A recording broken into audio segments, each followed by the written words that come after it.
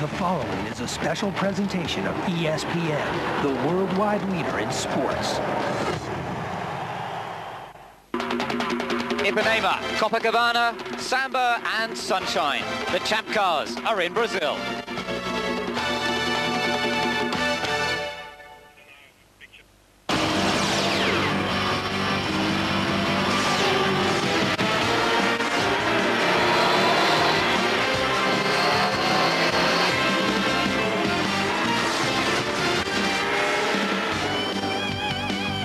Hello and welcome from Ben Edwards and Guy Hobbs to our coverage from the Emerson Fittipaldi Speedway, Rio de Janeiro. Round 5 of the FedEx Championship Series, and it's the third time that they've run a kart race here in Brazil. The crowd turning up. It's Mother's Day in Brazil, so a lot of mums are being celebrated by their sons and daughters, and that certainly meant the crowd was a bit weak this morning, but they're beginning to pile in, ready for the start of this race. It's a race which promises to be an exciting one, and it's a race which sees Dario Franchitti start from only his second ever pole position. It's his first ever pole on an oval track. A brilliant performance from the Scotsman, the first British driver to be on pole since Nigel Mansell at Michigan in '94.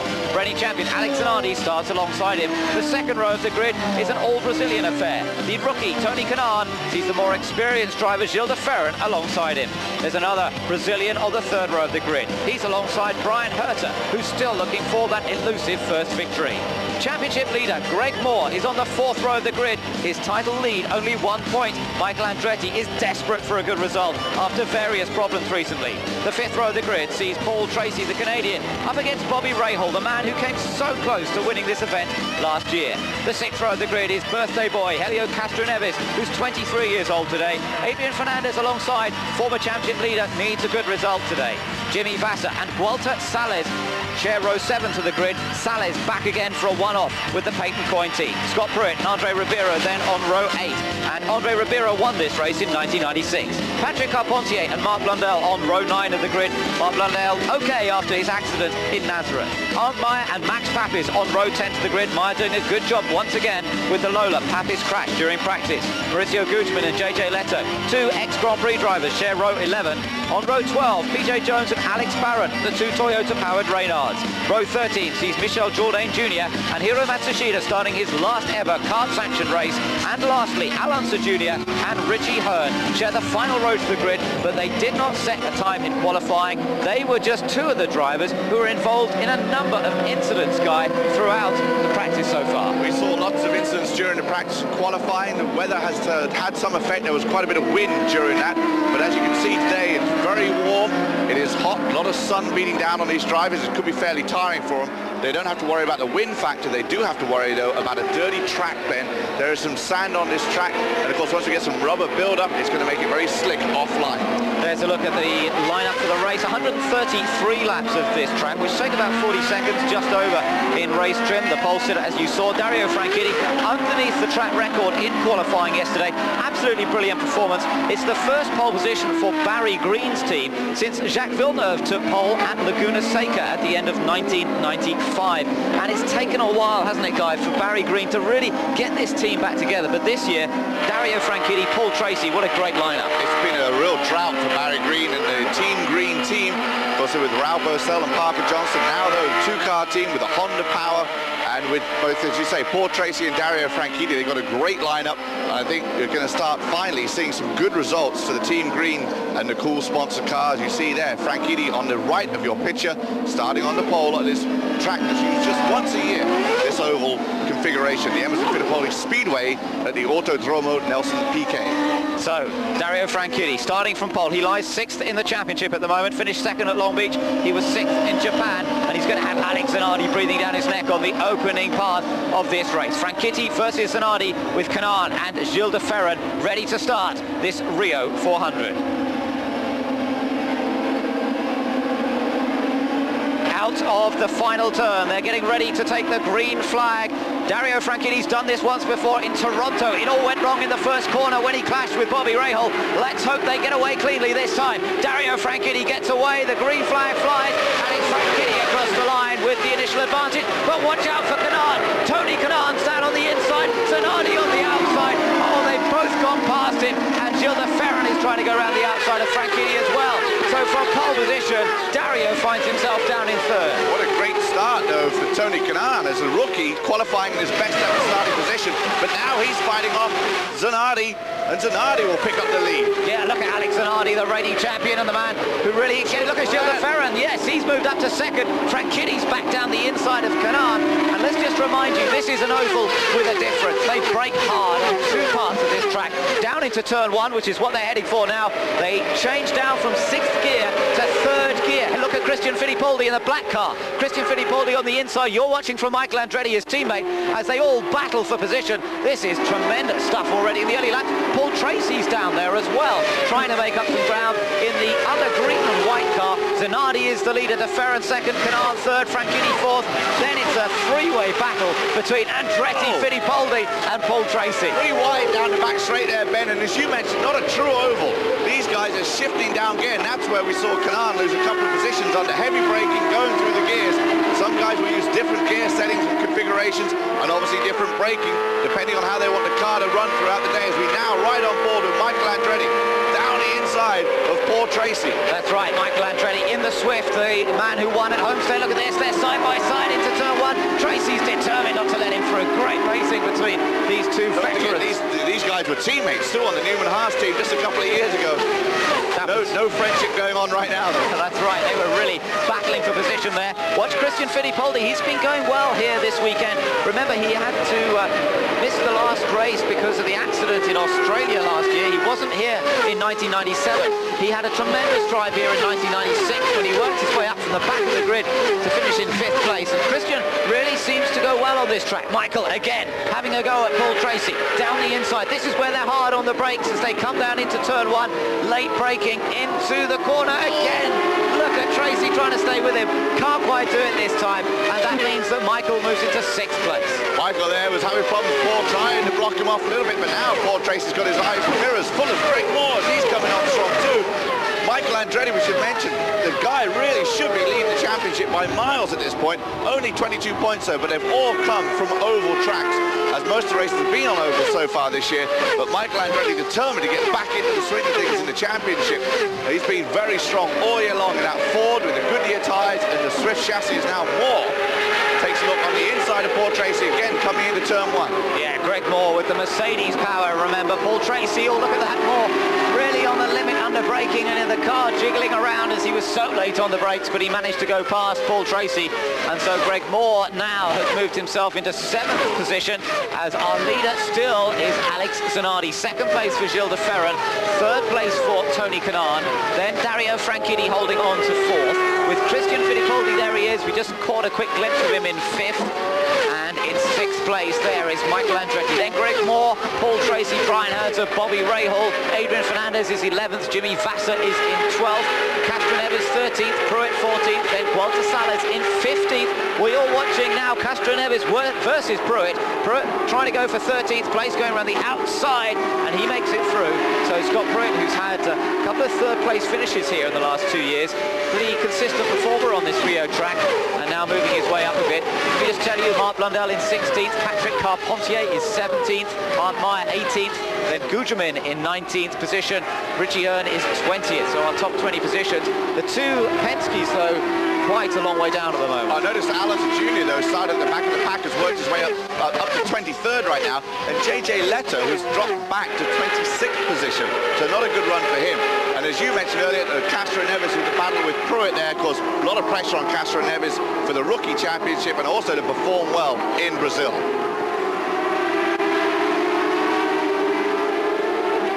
Is our race leader then, Alex Zanardi, still with the advantage at the moment. Zanardi, who started on the outside of the front row and managed to squeeze past Franchitti into turn one, as did Tony Kanaan. But Tony Kanaan now dropped back a little bit, and meanwhile Gilles de Ferran, who started on the 2nd row himself, now moved into 2nd place.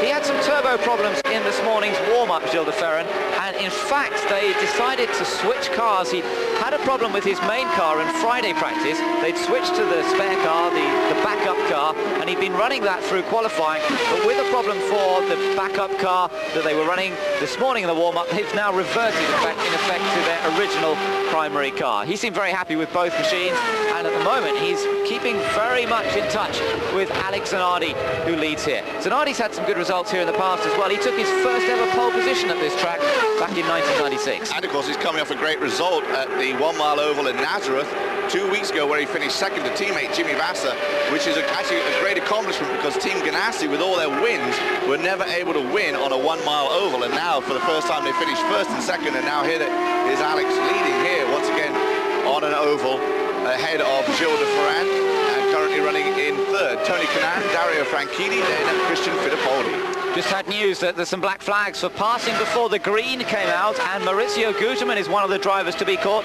and so is Scott Pruitt apparently. So Mauricio Gugelmin, who at the moment, let me just take the list, is running in 19th place, and Scott Pruitt, who as we saw moved up to 13th. Cool, de Ferran was close to the wall there. Castro Neves was passed by Pruitt as we saw, but both Pruitt and Gugelmin, it looks as though they're in trouble.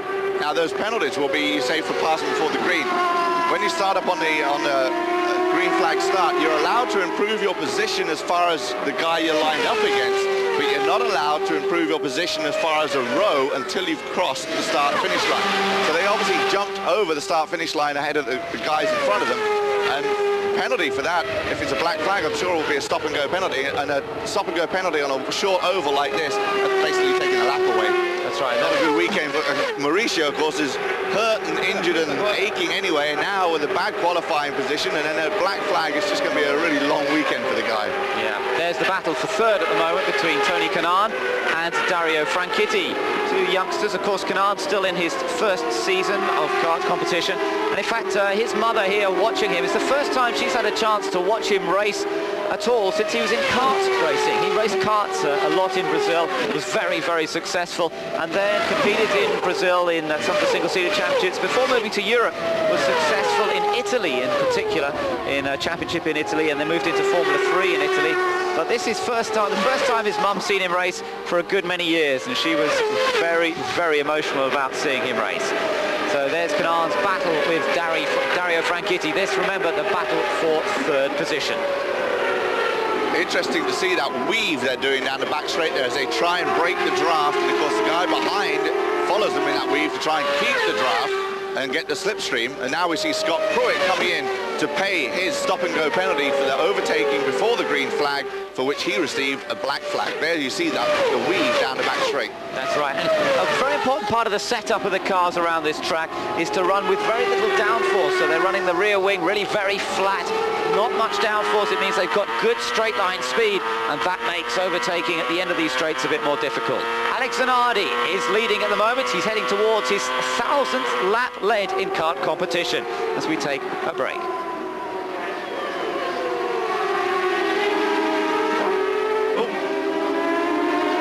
So still the battle continue. Franchitti there, moving a little further ahead of Kanaan. That was quite an interesting little situation between the two of them. Yeah, Kanaan went very, very wide, and Dario picked up the position. Not quite sure what happened to Tony there, whether he just made a mistake or he has a problem, but he went very, very wide, and Dario just slipped down underneath him. As we're now back on our leader, Alex Zanardi, and Gilles de Ferran getting very, very close. Yeah, he's definitely closed up over the last couple of laps. Interesting to see the Honda dominance at the moment. It's in qualifying, we saw the Hondas 1, 2, 3 on the grid, tremendous, in fact 1, 2, 3, 4 on the grid, tremendous performance from them, but during the practice sessions it would mainly be the Ford engines, and it seemed to be the Ford Cosworth power unit that had the advantage at the top end with the highest speed trap figures. About 200 miles an hour they're doing on across the start-finish line here, and those were being given by Ford-powered cars. But right now it's Hondas 1, 2, 3 and 4, Zanardi, de Ferran, Franchitti and Kanaan, then the first of the Ford-powered cars in the hands of Christian Fittipaldi. Yeah, you mentioned the Ford battle obviously between Honda, Ford, Mercedes and of course Toyota, but the tyre battle, Firestone and Goodyear, we have Firestone in the lead right now and Goodyear in second. The Firestone tyres seem to be better and quicker for a few laps. The Goodyear tyres seem to be more consistent, and the Goodyear guys are hoping that's going to play to their benefit as this race unfolds. An interesting thing with Gilles de Ferran, he is the only guy out there with the Reynard Honda Goodyear combination, as we see Zanardi in a Reynard Honda but with Firestone, and there's a number of guys with that same combination.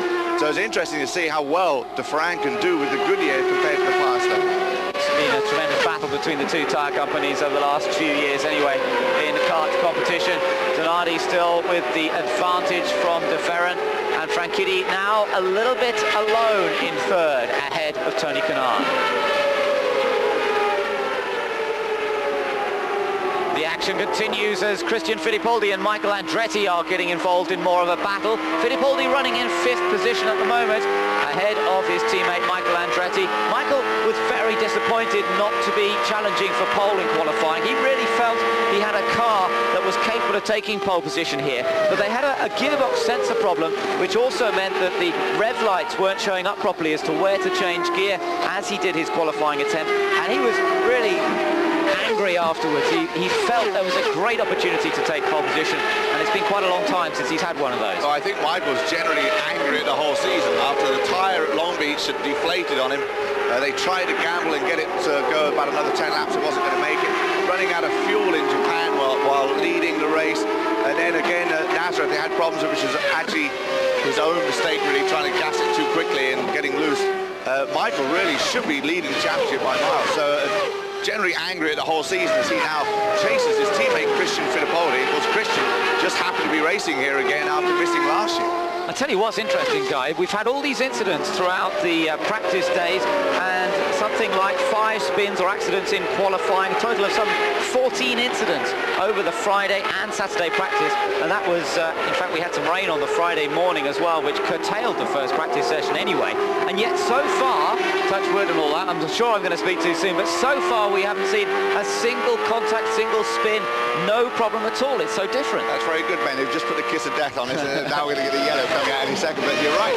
In the race, obviously, a little bit conservative to start with. Most of these guys are holding back and just seeing what they've got, finding out how well their car is handling, what adjustments will need to be made at the first round of pit stops, which, by the way, is scheduled between about lap 35 and lap 42. It's going to be an interesting battle to see who can make this a 2 pit stop race and who can do it on 3. But so far, yes, Ben, no incidents. We haven't seen many people going offline though either to challenge for positions. That's going to start happening soon. There's going to be tyre, rubber build-up, there's going to be sand, there's going to be dirt out there, and that's when we can really start seeing some incidents.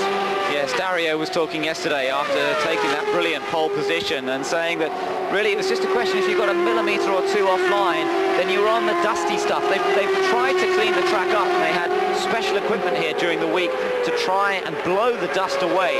But it's just part of the process of the natural oxidation of the track surface, and that's made it a little bit dusty and dirty. And that's been a major consideration in qualifying yesterday. That certainly saw a lot of people off. There in trouble is Max Papis. Oh dear, an early bar for him. And that's unusual. Although last year we were so used to seeing the picture of a Toyota-powered car going out of a race. In fact, this year they've had a brilliant reliability record. They've actually got their reliability up. Now they've just got to get a little more horsepower to get up there. We saw Robbie Gordon turn in a great performance with the Toyota Power at Nazareth. Best ever. A couple of weeks ago, their best ever finished 7th overall. But to see that may, of course, may not be an engine problem, but more than likely is. We see Max Papis out early, disappointing for him.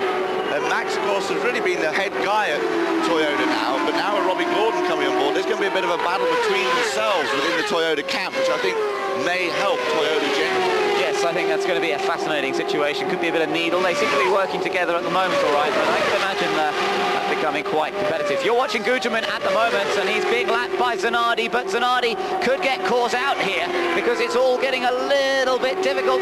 Ferran's looking for a chance to take advantage of this. Already the leaders lapping the back markers, and isn't it amazing to see Guterman as a back marker in this race? And remember, he is wearing a cervical collar after that accident in Nazareth. Here he goes, Zanardi looks as though he's going to put the lap on Guterman, and also going past the car there of Alex Barron. And interesting to see, you mentioned Guzman, a back marker, but he is behind that Toyota and unable to get by it. Guzman at Pac West this year, there was a lot of talk in the off-season how they were going to probably win this championship. As now Dufresne gets by both of them too, down the inside, along the backstretch. But talk of Pac West being so strong and good this year, they gambled, they went with the 1997 cars for the first 3 races. That didn't pay off. They had a rotten week at Nazareth in the 1998s as both Mark Blundell and Guzman crashed. Guzman still injured but cleared to drive, as now Zanardi sets his sights on PJ Jones, who gets by cleanly, and Gilles de Ferran will try and chase him down and get by 2. Just looking on down the list of positions as you see them on screen at the moment, the only people making any moves really, Mark Blundell's made up a couple of places on the last couple of laps. He's moved up from 17th to be in 15th position now. So the other Pat West car running okay. Patrick Carpentier is still behind him, so it's Richie Hearn and Michel Jourdain Jr. The two Penske's, I have to tell you, are still quite a long way down the order. Alonso Jr. is in 20th place, but remember, he did start right at the very back of the field. And Andre Ribeiro, his teammate, down in 23rd place. Remember, Ribeiro on home territory here, the Brazilian contingent. It's a very strong contingent in this form of motorsport. Gets a lot of support in Brazil, but Andre Ribeiro at the moment doesn't look in any shape to repeat the victory he took here in the first race in Rio in '96. You mentioned the Brazilians and the international characteristics of this Champ Car Series. We have 19 international drivers representing 8 different countries, but mainly Brazilians, and of course they're getting all the support of the hometown fans. As now, going by Tony Kanaan, Christian Fittipaldi picks up the position. Yeah, and now Michael's going to have a look, and he gets by 2. I think Tony's got a problem, maybe a handling problem. They can make an adjustment at the pit stop. Right now, he's just going to have to nurse that car to get to the pit stop. That's right. Now, tyre wear is going to be critical, and we talked about the battle. There's Greg Moore going past. Great shots from the rear-facing camera on Tony Kanaan's car on the left there, as Greg Moore in the blue car on the right just gets past. Kanaan still fighting it all the way into the corner. Paul Tracy's the next one. He'll be having a go. Tracy in 8th at the moment, but it looks as though it's going to be another position as he moves past the younger Brazilian. Brian Herter is also bearing down on this little group. Watch out for Michael Andretti. He seems to be in fairly comfortable mode at the moment. The high temperatures here today are going to make a difference. There's no doubt they've had cooler weather conditions in the practice and qualifying, and the battle between Firestone and Goodyear still to be sorted in hotter temperatures here today.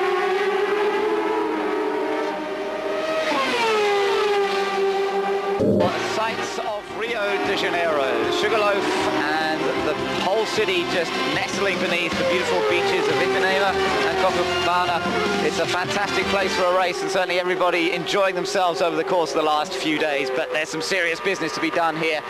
And Michael Andretti still behind his teammate Christian Fittipaldi. They're running in 4th and 5th places there. Oh, and Kanaan's in trouble. A mighty, spectacular blow-up for Tony Kanaan. And are we going to see now the first caution period of the race? Surely, yes, the yellow flag is brought out. The first yellow flag, lap number 29. We've gone all the way to lap number 29. Surprised we got that far. And even then, it's not an accident, it's a blow-up. Unusual to see a blow up in a Honda like that too. Tony Kanaan quickly out of the car. Looks like there's a bit of an oil fire going on there. There you see the red P sign. The pits are closed. And this is going to be interesting strategy because it's lap 29. We expected the pit window at about 35 to 43. Who will come in and who will not come in? I would imagine, obviously, a lot of these guys go by the leader. If Zanardi comes in, they all come in. But sometimes they may gamble and stay out and figure they'll go all the way to the end of the yellow and make their pit stop. As we get a replay now, there you just see the motor just completely let loose. Yeah, that was a big time. We saw one for Alex Zanardi in a practice session once this year do this. But really, as you say, it's very unusual to see Hondas blow up spectacularly. Normally they're very, very reliable. But that is the second one we've seen this year now.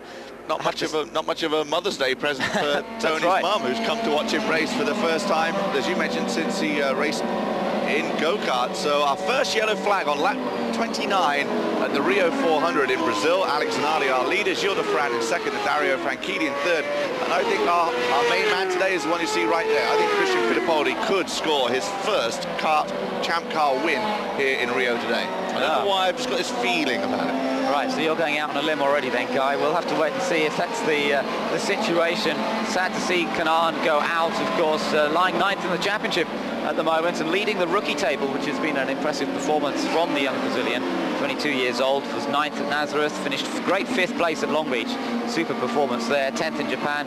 Crashed out of the first race at Homestead, but now he's a retirement in this round number 5 to the series due to engine problems. That new HRK Honda engine, another revised package for this year, smaller, lighter, and lower center of gravity is the key thing too. As now we see Zanardi, in fact, is coming in and is being followed by the rest of the field. Gilles de Ferran right behind him, and this is where the pit crews go to work, and this is where a race can be won or lost. We saw Jimmy Vasser stall it in Nazareth a couple of weeks ago. See see what happens here as far as Zanardi comes into Fran further down the pit lane. Of course, making sure they abide by the pit lane speed limit as the Walker team goes to work on his Reynard. 35 gallons of methanol going in. So Zanardi's pit crew always doing a great job. They're fantastic performance. He gets out cleanly. So he was just clear of JJ Leto in front of him. Is Alex going to be first down? Look at Dario. Dario's made up ground. De Ferran's lost ground. Normally the Walker crew do a good job, but he's lost 4 places or so as they come back out. That was the battle in the pit lane, and it looks as though Dario Franchitti was one of the main beneficiaries of that. We've heard that Michael ran over a tyre in the pit lane, and he may get penalised for that. We're going to have to wait and see. Alex Zanardi first out after the stops. Of course, he's not leading because a few people haven't yet come in. And Rahal picked up a bunch of positions. He came in 10th, now in 5th. So we'll see what happens. Zanardi going well. Coverage from the Rio 400. Alex Zanardi is our race leader, and all the cars that were a lap down or more have been into the pits now as well. So everybody resorted. Zanardi leader from Franchitti. On board Michael Andretti, and Michael certainly gained some time in that round of pit stops. You see him there with Franchitti ahead and Zanardi ahead of him, but Andretti in third, but he did hit a wheel as he came out of his pit box. The car actually jumped slightly in the air as he came back out. Now, we don't know yet whether he's going to get penalised for that. Normally the drivers will get penalised if they run over an airline or something similar in these pit stops. All part of the plan to try and make it as safe as possible, to stop them taking chances. They've got to have a clear run before they're allowed out. Now, we don't know yet whether they will classify that as a penalty for Michael Andretti. Remember, they have observers in each and every pit box, Guy. They have CART officials actually looking after these pit boxes and keeping an eye on it. Let's just see what happens, shall we?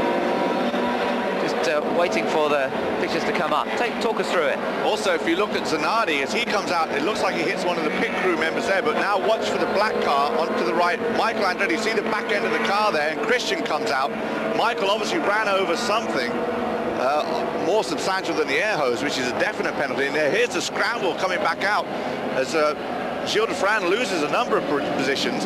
But another guy who really benefited from those pit stops was Christian Fittipaldi. Pardon me, Michael Andretti, as you mentioned, who jumped up to third. Christian Fittipaldi was ahead of Michael when they came into pits. He's dropped all the way to 7th. But Bobby Rahal had a great pit stop too, and he has picked up and come out now in the 8th position.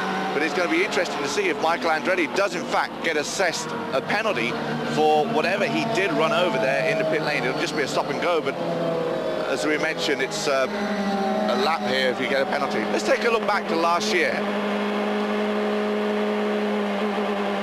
The 1997 event saw a tremendous tussle between Bobby Rahal and Paul Tracy, but at the end of the day, Bobby Rahal ran out of fuel with just 2 laps to go, and it was Paul Tracy who came through to take his 2nd win in a row. A tremendous performance for the Penske team, and Paul was patient and just drove it to perfection. Well, fuel will be a consideration here today, there's no doubt about that. They've made their first stop, but they're likely to have to make 3 stops instead of the normal 2 stops today, and the timing of that 3rd stop will be absolutely critical to getting a good performance. Just taking a look at how the positions changed there, Guy, after those pit stops. Dario had actually dropped down quite a long way on the previous run, so he's gained quite a lot of time. Also moving up Paul Tracy. Paul Tracy gained a whole number of positions. He was running down in 7th, then dropped back a place or 2 from that, and now he's up into 4th position. And we just saw a picture there too of Alonso Jr., who started at the back of this pack, and he is now up into the 13th position. So not really done it through driving. He picked up a few at the beginning. We've also lost a couple of cars. Tony Kanaan out, as we know. This is why this yellow flag is out for the blown motor. And Max Papis, of course, out also. Now, Gilles de Ferran, as we said, has lost out from 2nd place. He's down into 5th place. We've got Derek Walker in the pit lane, and we're going to try and catch up with him and get a quick word with him. See if we can hear from Derek Walker, team manager, of course, team owner to Gilles de Ferran, and try and find out a little bit as to what the problem was, why they lost that little bit of time down in the pit lane. The Brazilian, who was pushing Zanardi very, very hard indeed on the last few laps before that yellow came out, came into the pit lane and lost several places as a result. I don't know if we're going to get to hear from Derek Walker here, or perhaps he's got lost in the pit lane. He's probably rethinking strategies. Gary Gerald ready to have a word with him, but just waiting for that interview to be set up properly.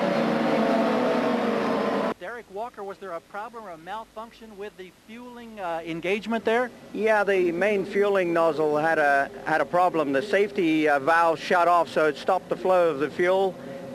We made a change to it, but it's, you know, it seems okay now, but it held us up in the pits. Is this one of these situations where you don't get to test it until you're under race conditions? Well, we used to be able to do wet stops in practice, and now we're not allowed to do that anymore for safety reasons. So it means until we get into the race, it's the only time we can try it, unfortunately. We need to do something else to safeguard that happening again. He's smiling, but I think he's greatly frustrated. Yeah, I think he is greatly frustrated. We're getting ready for this race to restart. Poor Derek Walker, man who, of course, for many years ran the Penske operation and now looking after his own team. DeFerrin, who's been one of the most consistent drivers in the last year or so, but now down to 5th place. There's the full rundown. Zanardi, Franchitti, Andretti, Tracy 4th, DeFerrin 5th, ahead of Herta, Fittipaldi, Bobby Rahal 8th, ahead of Fernandez 9th, then Jimmy Vasser, Greg Moore 11th, a long way down for Moore. Catherine Neves, Unser Jr., Blundell, Carpentier, and the Mercedes engined cars are quite a long way down. Pruitt, Leto, Jourdain, Salis, Hearn, all on the lead lap. Interesting, we heard earlier that Zanardi led his 1,000th career lap. He's also started on front row 19 of 37 times. Green flag, and they get underway once again. Watch out for Michael. He's already making a move on Dario Franchitti down the inside, and it looks as though Michael Andretti on the restart once again has moved up another position. Franchitti back to 3rd. Now he's got teammate Paul Tracy chasing after him, and Franchitti, who's set the pole position, reckoned there was still more to come from the car. He said the car was just so good out there. He'd had also a bit of advice from Paul Tracy to say it's not as bad as everybody's making it look. There'd been so many spins in the early part of the session that when Paul went out there, he actually took it very steady. There he goes. Oh, that was close. You wouldn't believe their teammates, would you? Paul Tracy there taking 3rd place. But as I say, Tracy taking it a bit steady. Michael Andretti just pulled off into the pit lane. Ah. He must be a black flag penalty for his pit error. After that great restart, now Gilles de Ferran going by Dario Franchitti, picking up what is now the 3rd position. So it's still got the pace, obviously, de Ferran, the Brazilian. Although they had that refueling problem, now he's back up into 3rd place. But Michael Andretti now 2nd place, because Andretti has had to make that stop-and-go penalty. And is this season ever going to get any better for Michael? It just seems to be disastrous. Little puff from the back of Herta's car. I think that was just hitting the road. It is quite a bumpy track. They do bottom out in a few places. So it looked like the back of Herta's car just hitting the road a little bit there. Herta at the moment running in 5th place. And there, Zanardi a little further ahead, remember. Tracy now 2nd, de Ferran in 3rd, and Franchitti in 4th. Now, one of our retirements out of this race, Tony Kanaan, who's qualified on the 2nd row, had an engine failure, and let's hear from him.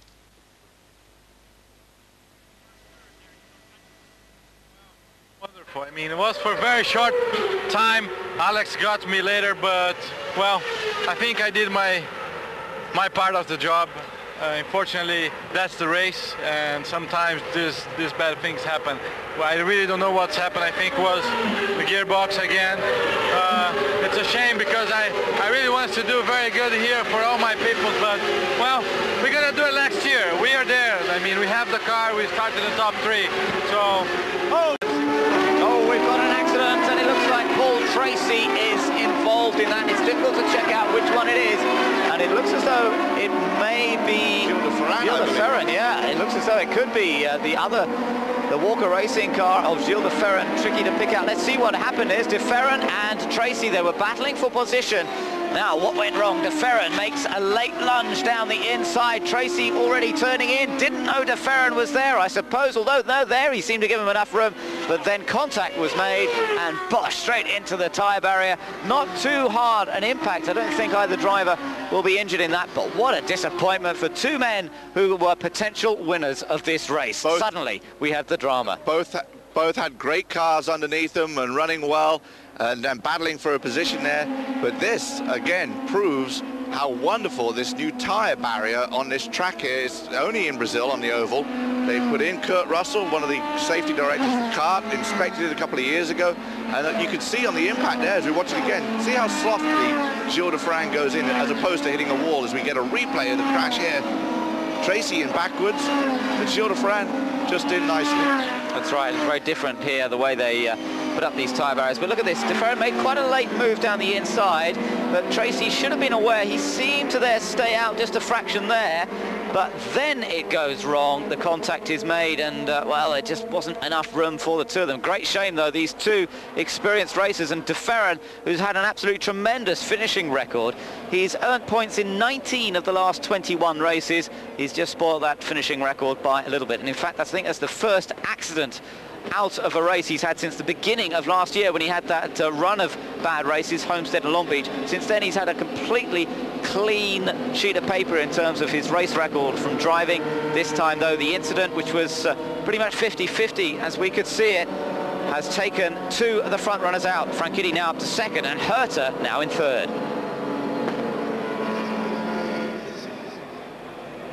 And taking advantage of this yellow flag, it's the second caution period after an incident involving two of the front runners, Gilles de Ferran and Paul Tracy. They were battling for second position. It all went wrong for both of them. They've ended up in the tyre barrier. Alex Zanardi has led this race from the start. Dario Franchitti was on pole position.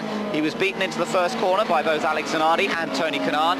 Meanwhile, Tony Kanaan's got out of the race. He reckoned it was a gearbox problem. It looked pretty spectacular. It looked like an engine failure to us, but it could have been that the gearbox locked up and that caused the fire and smoke that we saw behind, but I'm not too sure. We'll wait for an official confirmation on that one. There you can see we've only had the one leader so far, Alex Zanardi, and 2 periods of caution flag so far, which is quite a lot less than last year. We had some 40 laps or so of yellow flag running during the 1997 race. So far this one's been okay, but perhaps the incidents are going to happen a little bit later. It could be coming, yeah. We had 8 yellow flags last year for 43 laps. So far we've had 2 yellow flags for a number of laps right now. You mentioned there Gilles de Ferran going out in that crash. It's going to be expensive for him as far as the championship points are concerned, because he was currently 4th in the championship. And talking of expenses, Dario Franchitti starting from the pole. If he can win today, $190,000 bonus money for the Marlboro Pole Award. That would be certainly very nice in the back pocket for Dario Franchitti. We're going to take advantage of this yellow flag to take another commercial break. Sport as the cars still follow the pace car around. Mauricio Gugelmin, who came into the pits, maybe trying to get through on one more stop for the remainder of this race. Well, it's fantastic weather conditions and fantastic surfing conditions in this part of Brazil, just off the beaches in Rio. There's always a great time to be had, and certainly a few of the drivers would like to take advantage of that, perhaps a few of them staying over after the race to have a few good days in Rio before they have to pack their bags again, get back on the testing schedule, and then get ready for the next race in the series in a couple of weeks' time in St. Louis. And there's one group of people that enjoy El Nino more than the weathermen, and that's the surfers, because they're getting great waves. And we know that Christian Fittipaldi, he's a huge water sports fanatic, skiing, surfing, and I'm sure, being as he's back in his home country, he'll be staying down for a couple of days, I'm sure, for pleasure down there in Brazil, where it is a beautiful day today. Hot though, hot work for these drivers. Definitely. Now we've got Paul Tracy lining up for an interview down in the pit lane. Just remind you, he's just gone out with Gilles de Ferran in an incident into turn 1. Let's hear what he has to say about it. Taking the long walk back is Paul Tracy. And Paul, when you tangle up with a Brazilian, this crowd gets a little angry, and they're very boisterous, to say the least. The crowd's pretty rough here. It's disappointing for the cool team. The car was perfect. I was just pacing myself, trying to get the mileage that I wanted, and Gilles I came down the inside, but there was no way to get by. He just drove into the side of me, so it's... Did you ever see him? Did you know he was there down on the inside? Well, I knew he was behind me, but I didn't think he was close enough to make a move. And he hit my back wheel going in, and then we hit again in the middle of the turn. So it's disappointing, but it's a tough race down here. Thank you. Thanks. Well, it is disappointing indeed for Paul Tracy and Gilles de Ferran. They both had a good shot at taking the win. The pace car lights, I think, are out, so we're getting ready to go green once again here as the Italian champion, Alex Zanardi, lines up to get this start of this race underway again. Dario Franchitti right behind to chase. Paul Tracy Tracy, of course, just relocated to Las Vegas from his Phoenix home. So he's used to weather like this. That's right, but he'd be far happier to be still out in the race. Let me tell you that Michael Andretti, who had that stop-and-go penalty, now runs down in 17th position. So bad news for Michael Andretti. Lost a great deal of time as a result of that pit lane infringement when he ran over a tyre. Let me tell you also that Patrick Carpentier has moved up the order a bit. He's now in 10th. We're getting ready for this race to get underway properly again, though. Alex Zanardi accelerates out of turn 4, out of 3rd gear, 4th gear, 5th gear, into 6th as they cross the line, and building up to around 190 miles an hour on this lap. Not quite flat out speeds yet. They'll be building up a bit more over the next couple. Christian Fittipaldi now is to try and uphold the Newman-Haas Swift honours. There he is in 4th position behind Brian Herter. The characteristic yellow crash helmet, day-glow yellow crash helmet, which he always used to use in Formula 3000 and Formula 1, and then he switched to a red crash helmet when they had the Budweiser sponsorship in the Newman-Haas car. It's good to see he's got his original colours back now. Which is, of course, the colours that his father always wore, and he switched and now gone back to the original. Good to see that again. It's something he lost. The helmet of certain, like, characteristic of the driver had their own feeling on it, but then we saw them becoming more corporate, going with the sponsor colours as Alonso Jr. has with the red and white for the Marlboro. But good to see Christian going back to his old colours on his farm. So Zanardi with a slight advantage over Dario Franchitti. Franchitti driving well at the moment, I have to say. We've seen Dario be quick on the road courses, and he's been quick on the ovals at times, but he's yet to show the sort of consistency and perhaps the patience that's required on an oval track. And this is a bit of a test for the young Scotsman to see whether he can just keep it together.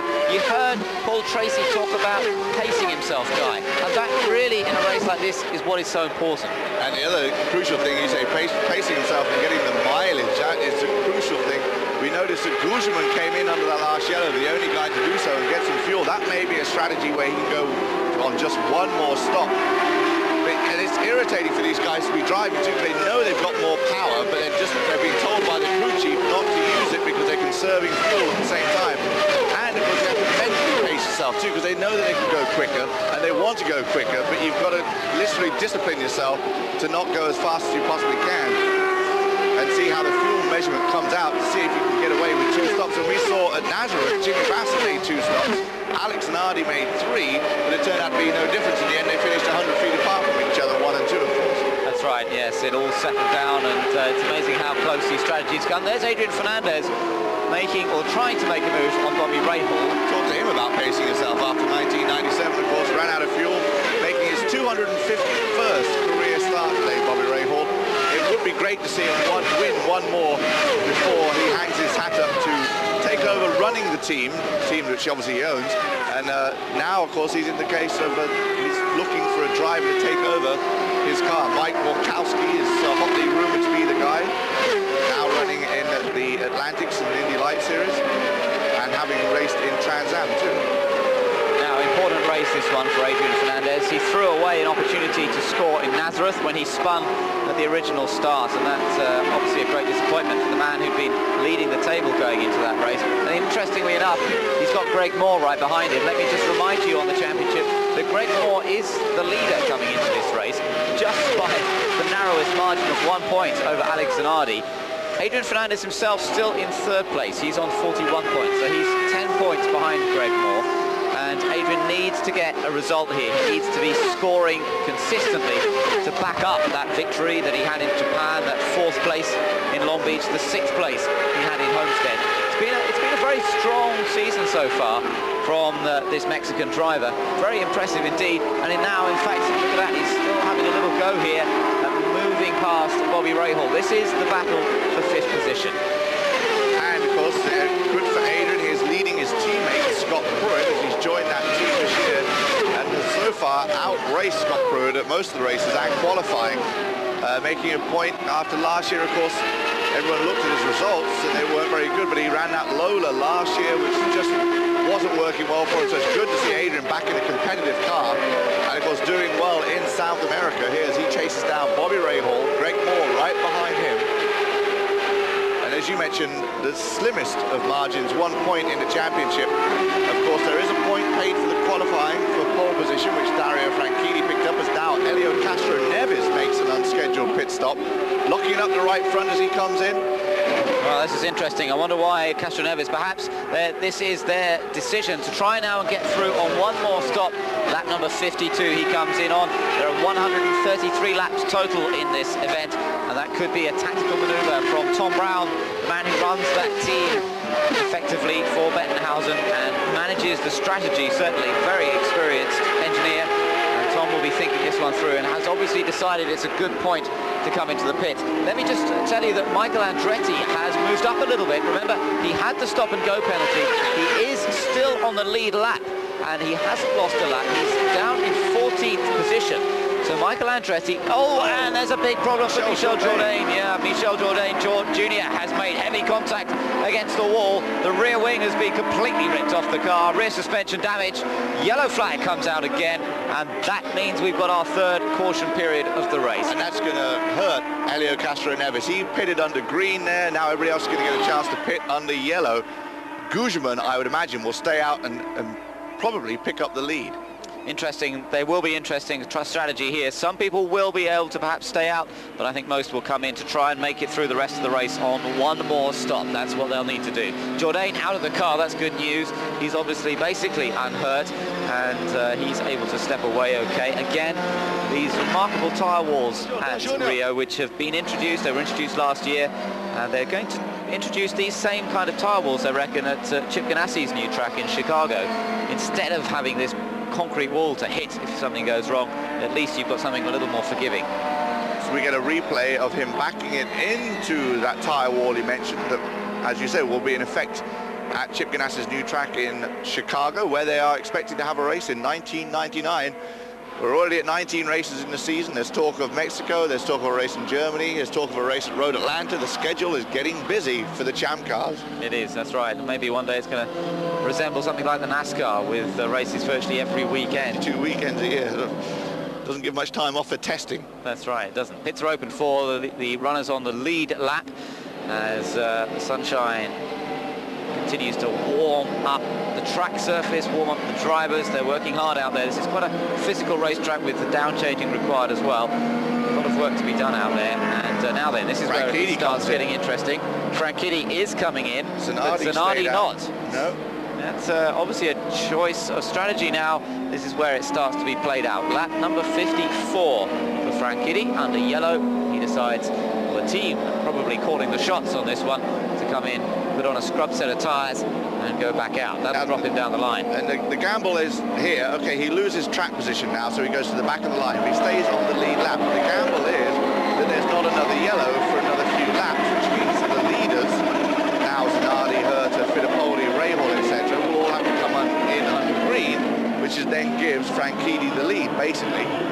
Is the plan here. It doesn't always work that way, unfortunately. That's what, of course, makes this racing so interesting with strategists, because if these guys are going to stay out now and hope they get another yellow in about another 10 laps or so, may not happen. If it does, then it works great for them. We saw it really hurt Helio Castroneves. Now Franchitti, Helio comes back. He's obviously got a more serious problem too, as he brings it back into the pit.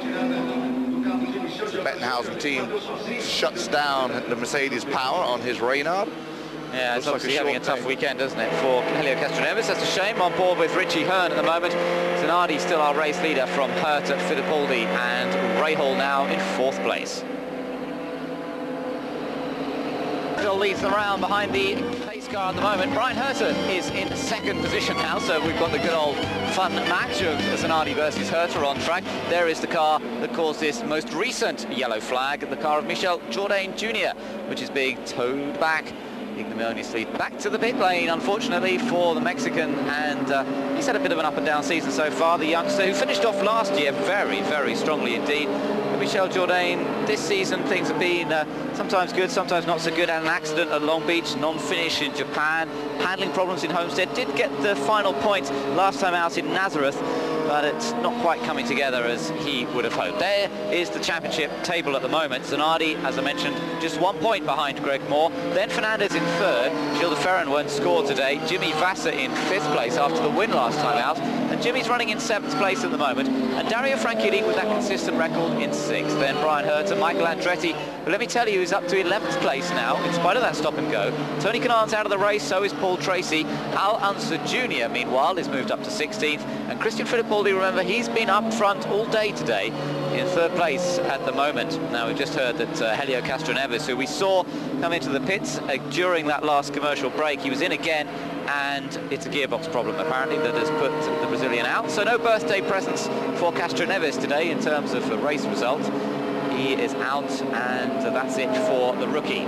There's a quick run through the field as it stands at the moment. Franchitti at the moment shown as 15th. Remember, that is because he has stopped out of sequence with the rest of the front runners. So that's going to be interesting to see how that runs throughout the course of the afternoon. And that gearbox problems we hear about, we know Tony Kanaan reported gearbox trouble, as did Helio Castroneves. We get the signal from Jim Swintal for one more lap of yellow before we go green. There's no, I was going to say, make it, you know, sometimes there's a connection there, but of course one is running Honda, one is running Mercedes, so maybe both manufacturers having problems. We can see more gearbox problems for other guys down the road, or maybe it's just a couple of one-offs. There have been some gearbox problems for the Reynard this year, particularly in gear selection, where the selectors haven't really selected what they hoped they had. Greg Moore had a huge accident in Japan when that happened. It changed down to 4th gear instead of just going down a single gear, and jammed up. Zanardi had it in practice in Long Beach as well. So it's obviously that part of it is something that they've been looking at this year already. And perhaps gearbox problems are something they've got to concentrate on a little bit with the Reynard. And with these restarts, of course, you're using the gearbox a lot more than you normally would, and of course, not a true oval. We're seeing a lot of downshifting going on in turns 1 and 4, so we'll find out if more problems occur. Here we go then, restart is underway. Zanardi heads towards the green flag as Christian Fittipaldi in 3rd begins to size up Brian Herter for a possible pass into turn 1, but it looks as though Herter's got enough straight line speed, has he? 2 Ford engine cars here doing battle, 2 different chassis of course, and Fittipaldi decides not to take a late lunge down the inside and try and get past Brian Herter. So those 2 positions remain the same. Behind them, Bobby Rahal's watching it with interest. Behind him is Adrian Fernandez, then Greg Moore, Jimmy Vasser, a fraction behind that, then Patrick Carpentier, who's gradually worked his way up the order this afternoon. Scott Pruitt next up, ahead of JJ Leto running in 10th, and JJ is the front-running rookie at the moment. JJ's failed to score in any of his races so far this year, but of course a very competitive racer, and it would be nice to see his luck change a little bit. In 10th place at the moment, that would score him a few points if he can hold on to that sort of position. The other guys running for rookie, of course, Castroneves and Kanaan. A very close moment there between Fernandez and Rahal. They're both out of the race, and Alex Barron in the Toyota struggling at the back, so Leto could help himself $50,000 with the Jim Truman Rookie of the Year honours. Fernandez continues to knock Bobby Rahal. Yeah, look at this, he's going up to the inside. This is through turn 3 into turn 4. Wow, that was great. He just slipstreamed past Bobby. Really, that was the result of high exit speed out of turns 1 and 2, picking up the slipstream, completing the manoeuvre at the end of the straight as they went into turn 3. And now Greg Moore is trying to do the same thing. Doesn't look as though he's quite going to be able to do it, or is he? He's got the inside line, but it's the battle on the brakes. Greg is as brave. Oh, look how late he was on the brakes. Wow, you could see that really so clearly. Great to see that, how late he was on the brakes, because under power there was really not quite enough to get past. Even match under power. Now, is that the case of the young gun coming up and the old wily veteran letting him go by? As now Jimmy Vasser has a look at Bobby Rahal down the backstretch, same technique, tuck underneath the wind, try and pick up that slipstream. Right behind Vasser is Patrick Carpentier. Yeah, Carpentier's worked his way up pretty well over the last few laps, Guy. He's still gradually picking them off, so keep an eye on him as we go through the rest of this race, because Carpentier in great shape. Then JJ Leto also well up there, number 9. He's in 9th position. He's picked one off too.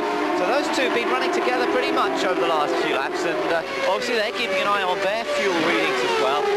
Definitely moving up the order now. You see Rahal there. We have JJ Leto pulling off to the side. Do you think that was, yeah, it may well have been somebody going slow, and there's Michael. Getting by Scott Pruitt.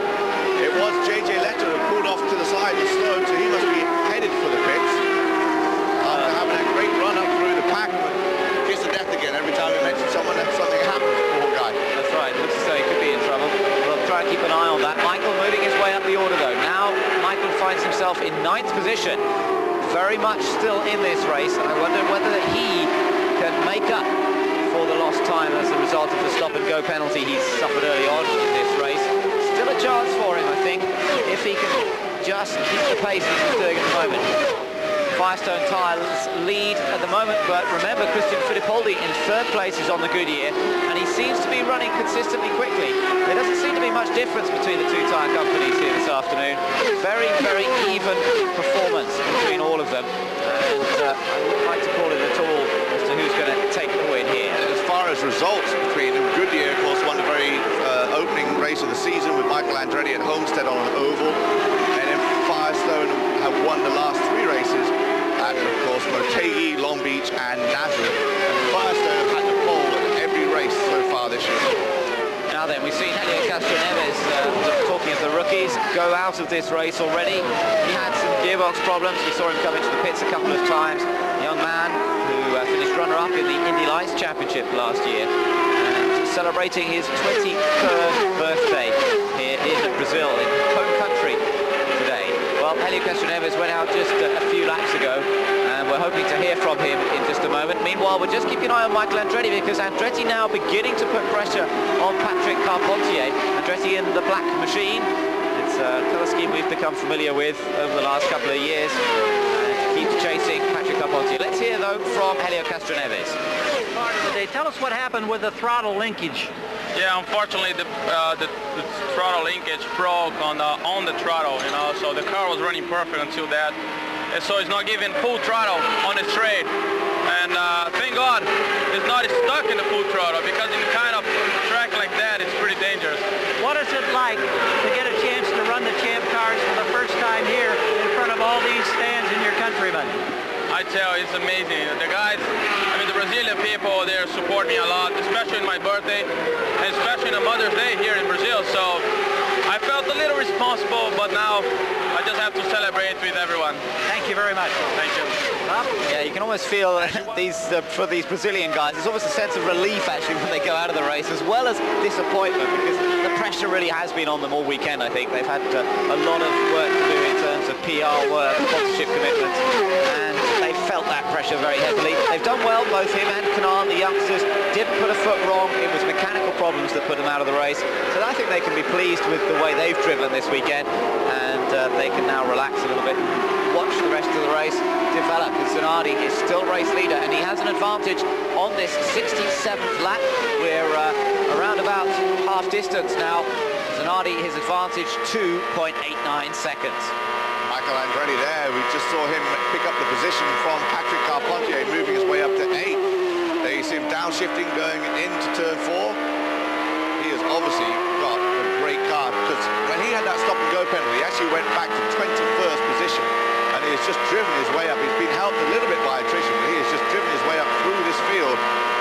But Michael Andretti, the way the season's going so far, you know, there's going to be, you feel like there's going to be some little mistake that's going to happen somewhere, a miscalculation or something. Struggling this year after leading and looking so strong. And an interesting development too with Michael Andretti is he drives the Swift chassis. The biggest news of the week in the Champ Car Series is the chief designer for Swift has left. David Bruins has left the Swift base and has gone to the All-American Races Dan Gurney team to go and help them design a new Eagle. So whether that will affect developments of the Swift chassis as the season goes on, we don't know. But certainly he is one of the best designers ever, and has left the Swift team. Let's just focus on this for a moment, watch him and listen a little bit. Up through the gears here. Flat out through turn 2. Up another gear. Flat out through turn 3. But then he'll be on the brakes. Just listen out for the gear changing.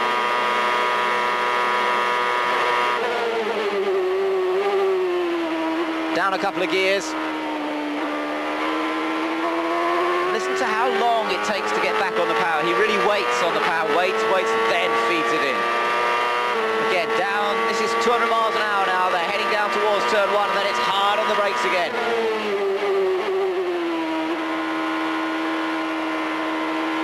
And again, a long pause as he waits to get back on the power through that tight corner. Great view of this track. It's a completely unique kind of oval.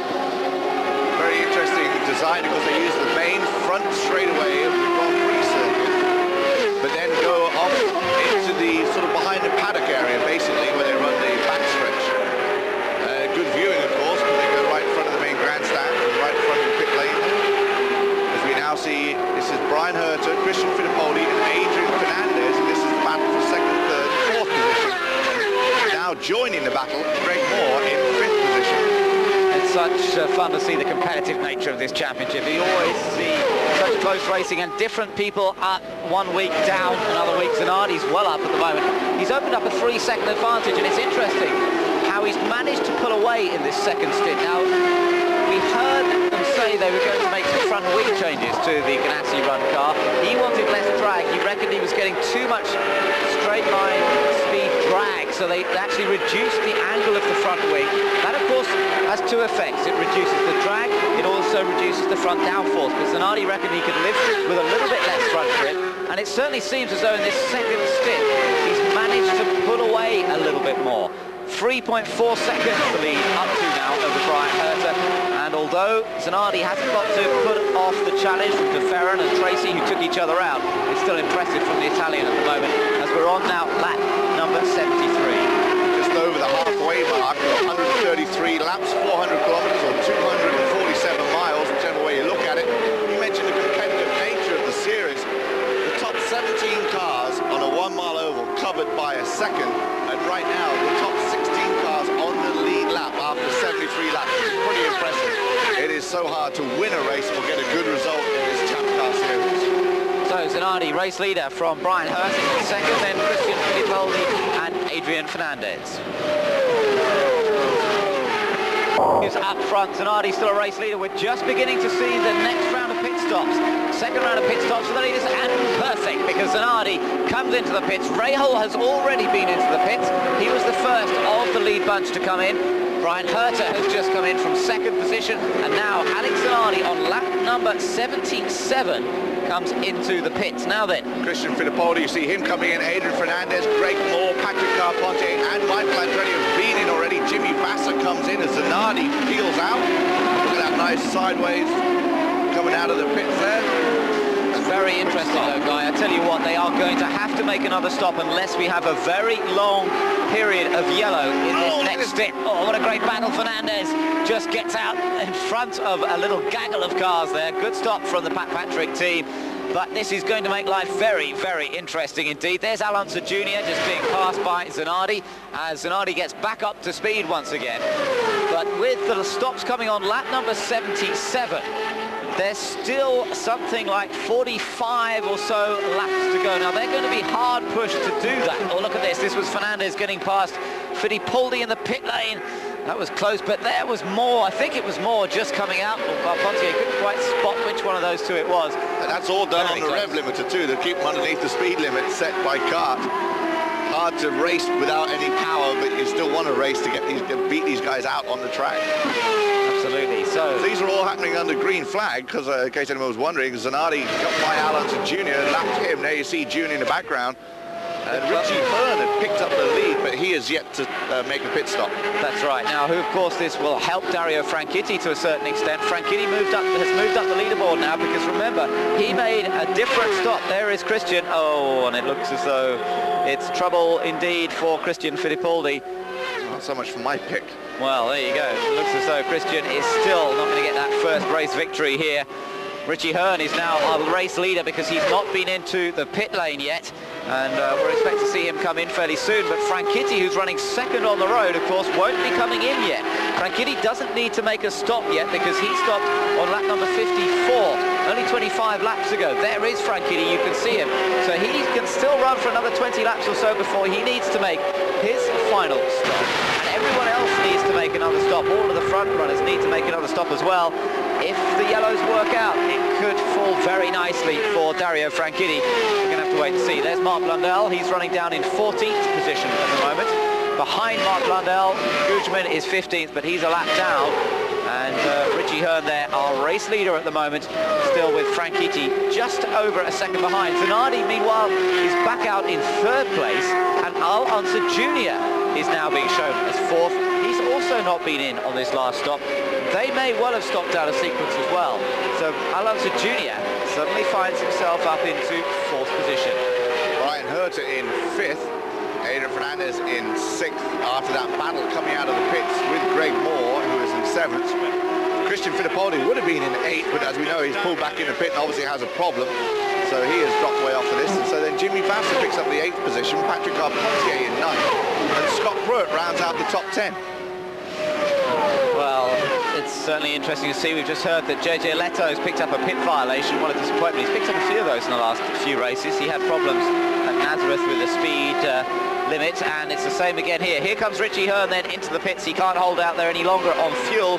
That means Dario Franchitti takes over the lead of this race. The man who was on pole, look at that, Richie looking up, coming in.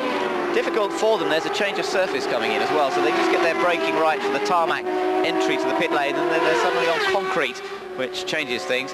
And so Richie Hearn in for his refuel. Looks as though they only put fuel on. I don't think they changed tyres. No, although maybe we missed that. They maybe done the tyres very quickly, but they would have had to do them extremely quickly.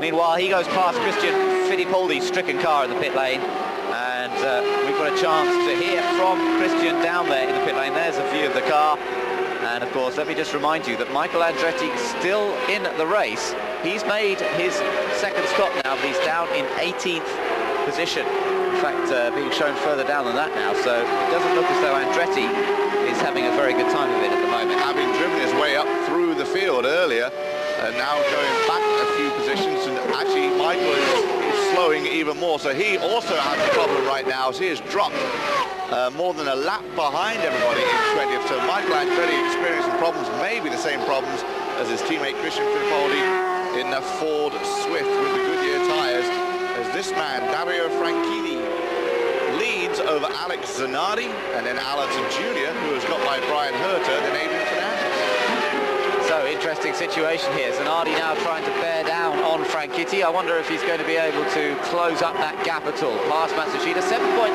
seconds the gap. Looks as though Zanardi is going faster at the moment than Dario Franchitti, but there's not a great difference. Alonso Jr., as he said, in 3rd position. Just tell you also that Andre Ribeiro has dropped out by the looks of things now. He hasn't recorded a lap for a while, and it looks as though the Brazilian is out of the race. Michael Andretti also in trouble, as we said. Let's try and hear from Christian Fittipaldi now, down in the pit lane. So we're about to hear from the Brazilian. Well, maybe not quite ready. Things up down there. Adrian Fernandez still running in 5th place, being chased by Greg Moore in 6th, Jimmy Vasser in 7th, Carpentier 8th, Pruitt 9th, Hearn back out in 10th place after his pit stop, Bobby Rahal 11th, Mark Blundell now in 12th position, and on the lead lap, but only just. Maurizio Gugelmin then in 13th, lap down, Leto 14th, Sales 15th, Andretti 16th, Arndt Meyer 17th, Alex Barron in 18th, and then Jones 19th. I don't know, something happened, the fuel just didn't go into the car. I had to do an extra lap, come back in, and apparently when I went out, I lost part of the fueling system, so I couldn't put any fuel in the car. The car was running good. The first pit stop wasn't a very good stop. I came in 4th, went out in 7th or 8th. I think we need to work hard on that. But apart from that, the team did a great job, and I want to thank the team, the sponsors, and come back next year and try to win this race next year. It looked like you had a chance to win this race. Did you feel that, even though you had that bad first stop? Oh yeah, definitely, especially because the first stint was the worst for us. It was where I had a lot of tire wear, stint 2, and this last stint we were getting more rubber in the track, and the car was coming a little bit my way. I'm not going to say it was going to be easy, but I was definitely trying, and I know that I was going to be up there right at the very end. Thanks, Christian. Jan? Well, here's another Brazilian that's having trouble today. Andre Ribeiro winning the first race here, but today it was gearbox. Is that what happened? Yeah, we had a problem with the gearbox. Downshifting on the corners, I start losing the gears, so I was using only 5th and 6th, and then suddenly all gone. It's a shame. Next time St. Louis is a good track for us. That's what I was going to say. You have tested at St. Louis. Do you think the Penske chassis will be more competitive there? Definitely, as we proved this in Miami, Japan. It's the same type of track. We tested there. The car was competitive. We'll be back on the front. Thanks, Andre. Thank you. Well, indeed, his teammate Alanson Jr. running there in third place after running a particularly good strategy. As ever, Penske are always so strong on strategy. And they basically taking the same decision as Franchitti. They had less to lose and more to gain, and that's really what's happened, because they've gained a huge amount over everybody else. Franchitti was already up with the front runners, and he's effectively gained himself a 5-second lead, which is what he has over Zanardi. But remember, they're all going to have to make one more stop in this race, and that's going to be absolutely crucial. Meanwhile, let me tell you that for those of you who perhaps are Michael Andretti fans, we were talking about the fact we thought he was in trouble. He dropped down the order on our timing and scoring. There is Franchitti in. So Franchitti makes his last stop a little earlier than everybody else because he's slightly out of sequence, but this is the last stop for Dario. And remember, everyone else will have to stop. Just going back to that Michael thing though, Guy, quickly. Michael is in fact being shown a 7th position, so it's not the disaster we thought for Michael. It's just that the timing and scoring missed him for a couple of laps there. I think they may have had a problem there with Michael's timing and scoring. Interesting that Dario stops on lap 89. We're scheduled 133. Can he make it all the way at full power without having to come in for a splash and go? That's going to be an interesting, like Bobby Rahal last year. You hate to see that happen to the guy, but everybody else has to make a stop too before they can complete this race. But now Zanardi will pick up the lead. Alanson Jr. in second, Brian Herter in third, Adrian Fernandez in fourth, and now Greg Moore in fifth. And with Christian Fittipaldi going out with Andre Ribeiro, we now have 5 of our Brazilian drivers at the Brazil race out of the race, which is kind of disappointing for the crowd here on Mother's Day. That's right, definitely. Yes, you're right about Dario. 44 laps to go as he puts that 35 gallons of methanol on board, and they reckon that, he's got what he needs. It's a yellow flag as Gualter Salles is out of the race, and that's a great shame for the young Brazilian who's in a one-off race once again with Peyton Coyne Racing, and we haven't seen obviously what happened yet. Doesn't look as though there's much damage to that car, does it? The rear wing, it looks like it may have gone in backwards to start with, or had contact at the back to start with. That's right. Let's see. Oh, he was in battle with, PJ Jones, and he got down the inside and then basically decided that he was overcommitted, hit the brakes a bit harder, and that just swung the back end round. A mistake really there from Gualter Salles. Oh no! Dario's engine is dead. Unbelievable. He was refueling, he was getting ready to go back out. He's been in such a strong position all day, and the engine has died, would you believe it? And they're trying to understand what's gone on. This is just such bitter disappointment. He took pole position, he's been on the pace all day here, and now it looks as though Dario's dreams of victory are over. There's the repeat of Gualter Salles' spin, just got pinched, but really he was too far back. He was too hesitant an attempt to get past PJ Jones, and that was always going to end in tears. And unfortunately for Salles, who performed so brilliantly at Long Beach in qualifying, it looks as though this race is run. Look at that, bit of cramp for Scott Pruitt perhaps. He was just flexing his fingers. And that just gives you an idea, these guys working hard out there. And gripping hard onto that wheel. This is going to be interesting to see the leaders all come in and do a pit stop here as we get a replay once again at Gualter Salles, spinning out of the race. Be interesting strategies from here.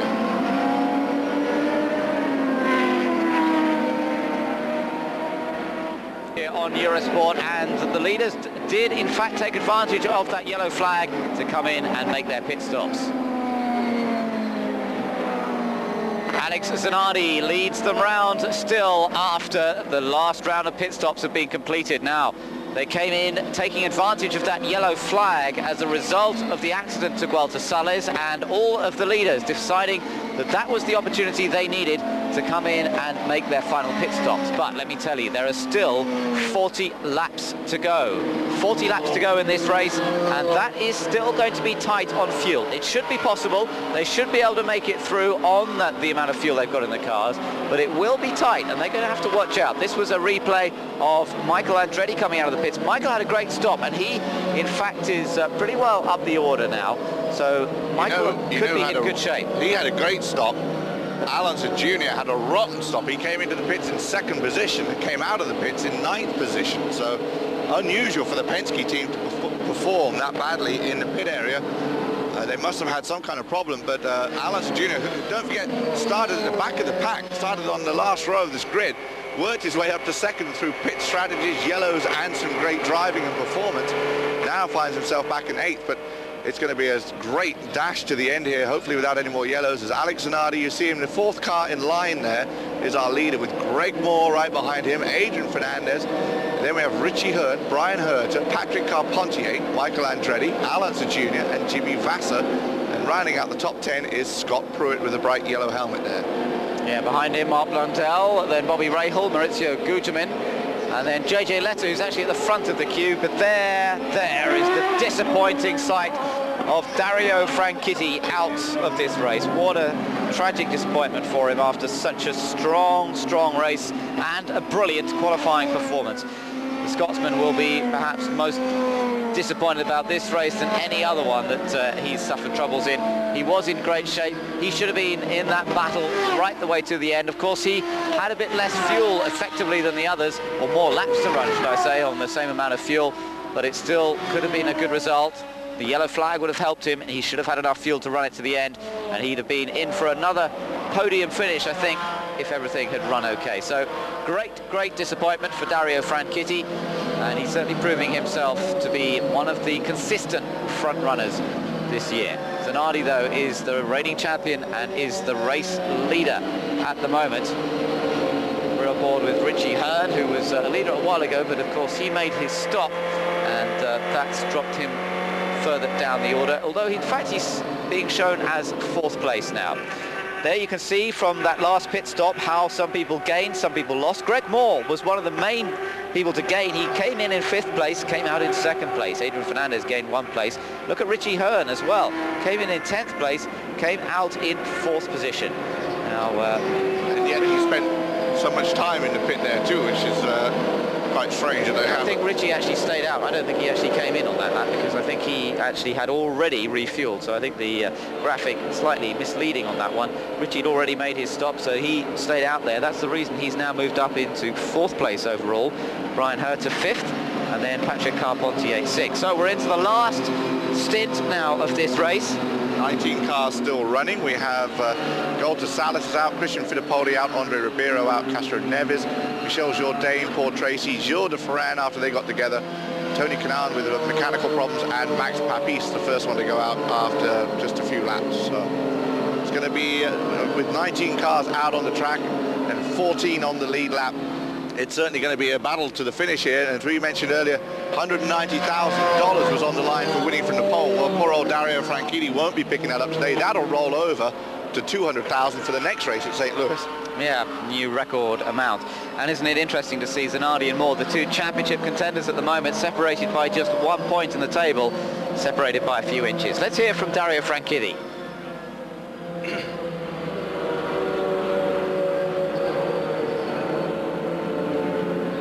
Dario Franchitti, our pole sitter. Obviously, this has got to be bitter disappointment for you. Both times that you've been on pole, you've run into trouble, but you were very competitive today. Yeah, we were very competitive. The car was very good. The guys at Team Co Green did a fantastic job. We were reasonably happy in warm-up as well as obviously in qualifying. And we took a bit of a gamble on the strategy, and that's our yellow going on behind there. We had more than enough fuel to sit out there and wait for that yellow, but we started to get some problems at the back of the car, and we had to come in to see what it was, and in the end it was terminal. It was the engine, do you think? I don't know, I guess so. It sounds pretty much like it. All right, well, unfortunately, are you going to try not to get the pole in the future? No, I'm going to keep trying. Thanks. Thanks. So a little bit of problem on the sound there. I hope you were able to understand that cleanly enough, but obviously it's the disappointment apparent on Dario Franchitti's face after such a strong run. Zanardi, our leader, from Moore then. Fernandez, that's interesting, the top 3 in the championship, now top 3 on the road. Fernandez, of course, remember, 10 points behind Moore in the championship standings. Then Richie Hearn and Brian Herter, Patrick Carpentier, but watch out for Michael, because he's still up there in 7th place, and I wouldn't put a charge from Michael Andretti out of the question here. He's been running quickly all day. Remember the pace that we saw from Christian Fittipaldi earlier on in this race, and I really have to say that Michael still is in with a shout of victory in this race. But Zanardi's been up front all day. There's been no real change except a fractional change on the pit stops. Somebody else has led for a lap or so, but Zanardi really has been in control. And is he going to be in control once again now as this race gets underway for what we hope will be its last stint? There are some 37 laps still to go here, and Zanardi takes them across the line. He went early on that restart, as he has done on all the other ones, but Greg Moore went with him this time. which we haven't seen before. Before he's just gone off on his own. There's Vassar moving up a little bit. He's trying to get past Alonso Jr. Jr. running in 8th place. I don't think the move paid off though. So Vassar stays down there. Look at Zanardi trying to stretch away that advantage already. More with the latest of the Mercedes-Benz engines. Oh, look at this. Somebody is slow in the middle. Scott Pruitt slowing right in the middle of the track and everybody going either side of him. Scott Pruitt obviously with a problem. And Michael Andretti's just been passed by Jimmy Vassar. Vassar's on a charge. The winner of Nazareth now beginning to really make his presence felt. And Vassar, or did he know it was a battle? They were actually side by side because Vassar already in that position. He was already behind Alonso Jr., remember? And in fact, it was Andretti trying to get past Vassar, and it didn't quite work out. There's another battle. Leto on the right versus Guterman on the left. They started on the grid together. They're still battling for it in this late stage in the race. And in the back of that picture, you can just see Scott Pruitt pulling off into the pit lane. So a short day for him again, unfortunately. As you mentioned, a great battle going between Michael Andretti, Jimmy Vassar. Here we have onboard footage of Scott Pruitt in the pit lane. Yeah, and getting out by the looks of things, well, certainly doesn't look too good for Scott Pruitt. The man who's finished in 3rd place the last 2 years here. He's had a consistent record, but it doesn't look as though it's going to happen on this occasion.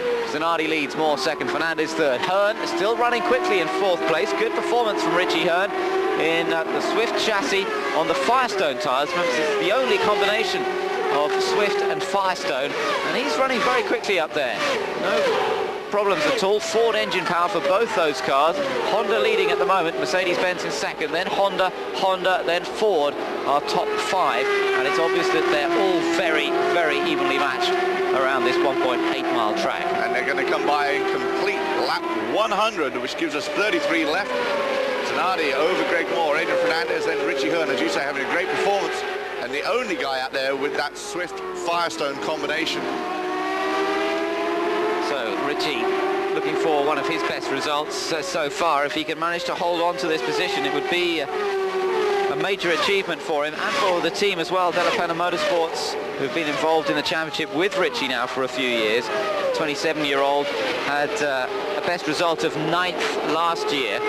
But this really is a competitive showing from Richie Hearn, running in 4th place. So far this year, he's had a 10th place finish. That was last race in Nazareth, and that's put him 20th in the championship standings. 13th place in Homestead was the other one. Scott Pruitt, though, out of the race. Let's hear from him in the pit lane. Well, about halfway through, I started fighting a shifter and actually moved position, so I wasn't getting complete shifts. I was really having to work on it hard. And finally, it just kept getting worse and worse, and we found out that right there at the end that the whole shift linkage broke, so that was it. How tough is it to handle this run of bad luck, because you just haven't been able to finish a race since the season opener? It's been tough. You know, the Vision crew has been doing a good job, and you know, we're going to keep our heads high. We've got a lot more racing to go, and all we can do is come back here at St. Louis and try and win it. Thanks, Scott. Thanks. So Richie Hearn still running in 4th place. Let me tell you that further down the order, Jimmy Vassar's moved up to 7th, ahead of Alonso Jr. Michael Andretti is still behind Alonso Jr., though. They're two sparring partners from many, many years in this championship. Two great names of American motorsport, Andretti and Unser, running 8th place for Unser, 9th place for Andretti at the moment. And it certainly seems as though everybody's still stepping a little careful. I would expect to see a few more aggressive overtaking manoeuvres going on, perhaps as we go through the rest of this stint. At the moment, though, everybody's really just sort of treading carefully. Zanardi's up front, Moore's just pacing himself, following him. Remember last year, Bobby Rahal was the leader, and Tracy actually used the fact that he was sitting in Rahal's slipstream to help save fuel, and that was an important consideration. Well, they should be okay on fuel now, though, with that amount of yellow they had just a little while ago. That should help them with just 30 laps remaining. We saw Michael Andretti there making some form of hand gesture as he went by the pit lane. Now, we don't know if maybe he has lost communications with his team and they're using some form of hand signal to let them know what is going on, or whether he was actually pointing at a guy in front of him.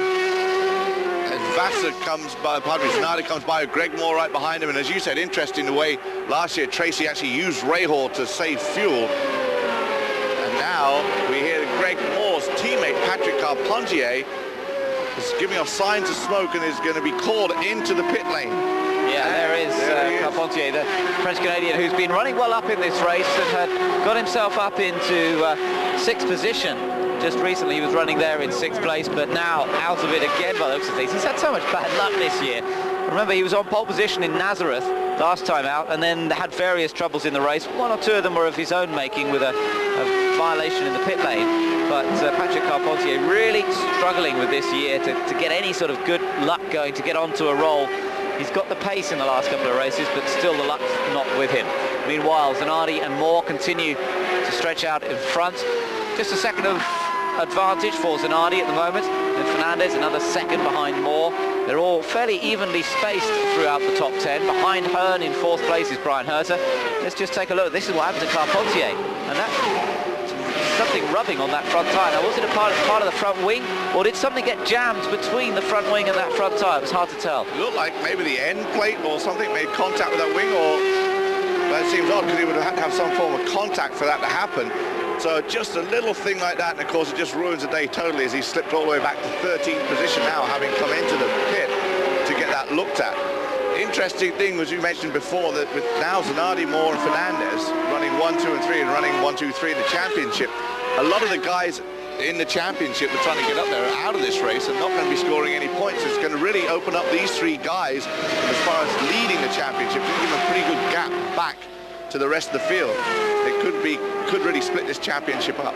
That's right, and once again, Michael Andretti down in 8th position at the moment. I thought that he might be able to fight his way up the order a bit in this last stint.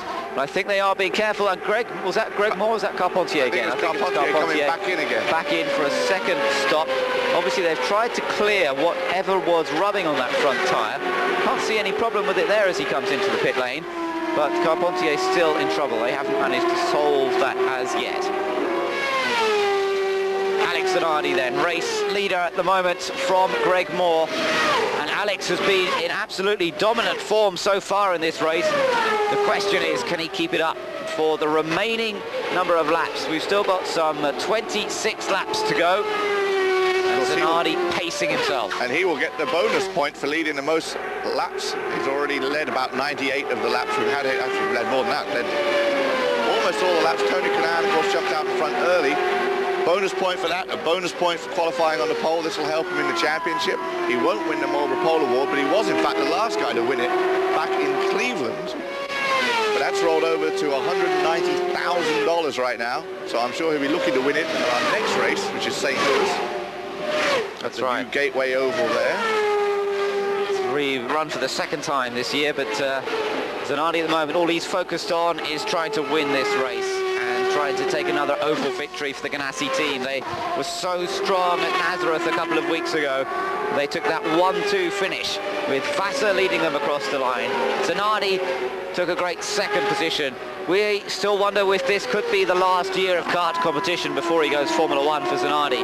He's certainly driving well at the moment. Live coverage from Rio of the Rio 400, round 5 of the FedEx Championship Series.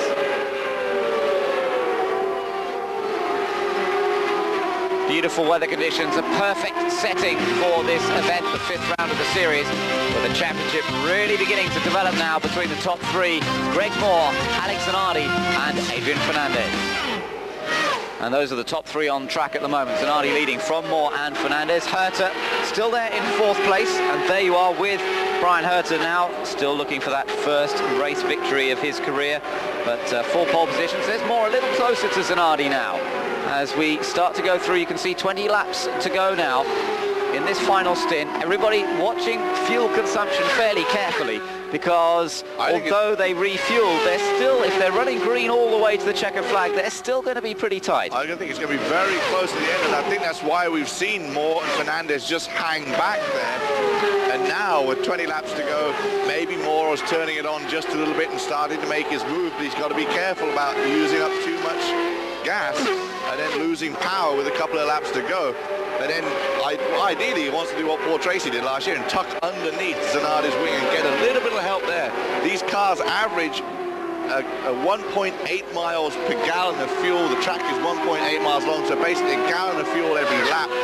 And they came in with just over 30-something odd laps to go, and they only hold 35 gallons of methanol, so it's going to be a tight finish here. It is. It's going to be hard on fuel, and we've heard that Zanardi is concerned about fuel. On his radio they're having to talk about it, they're having to think about it, perhaps adjusting the mixture setting. They have a mixture setting in the cockpit, and they can adjust that to various different settings depending on what the pits are telling them.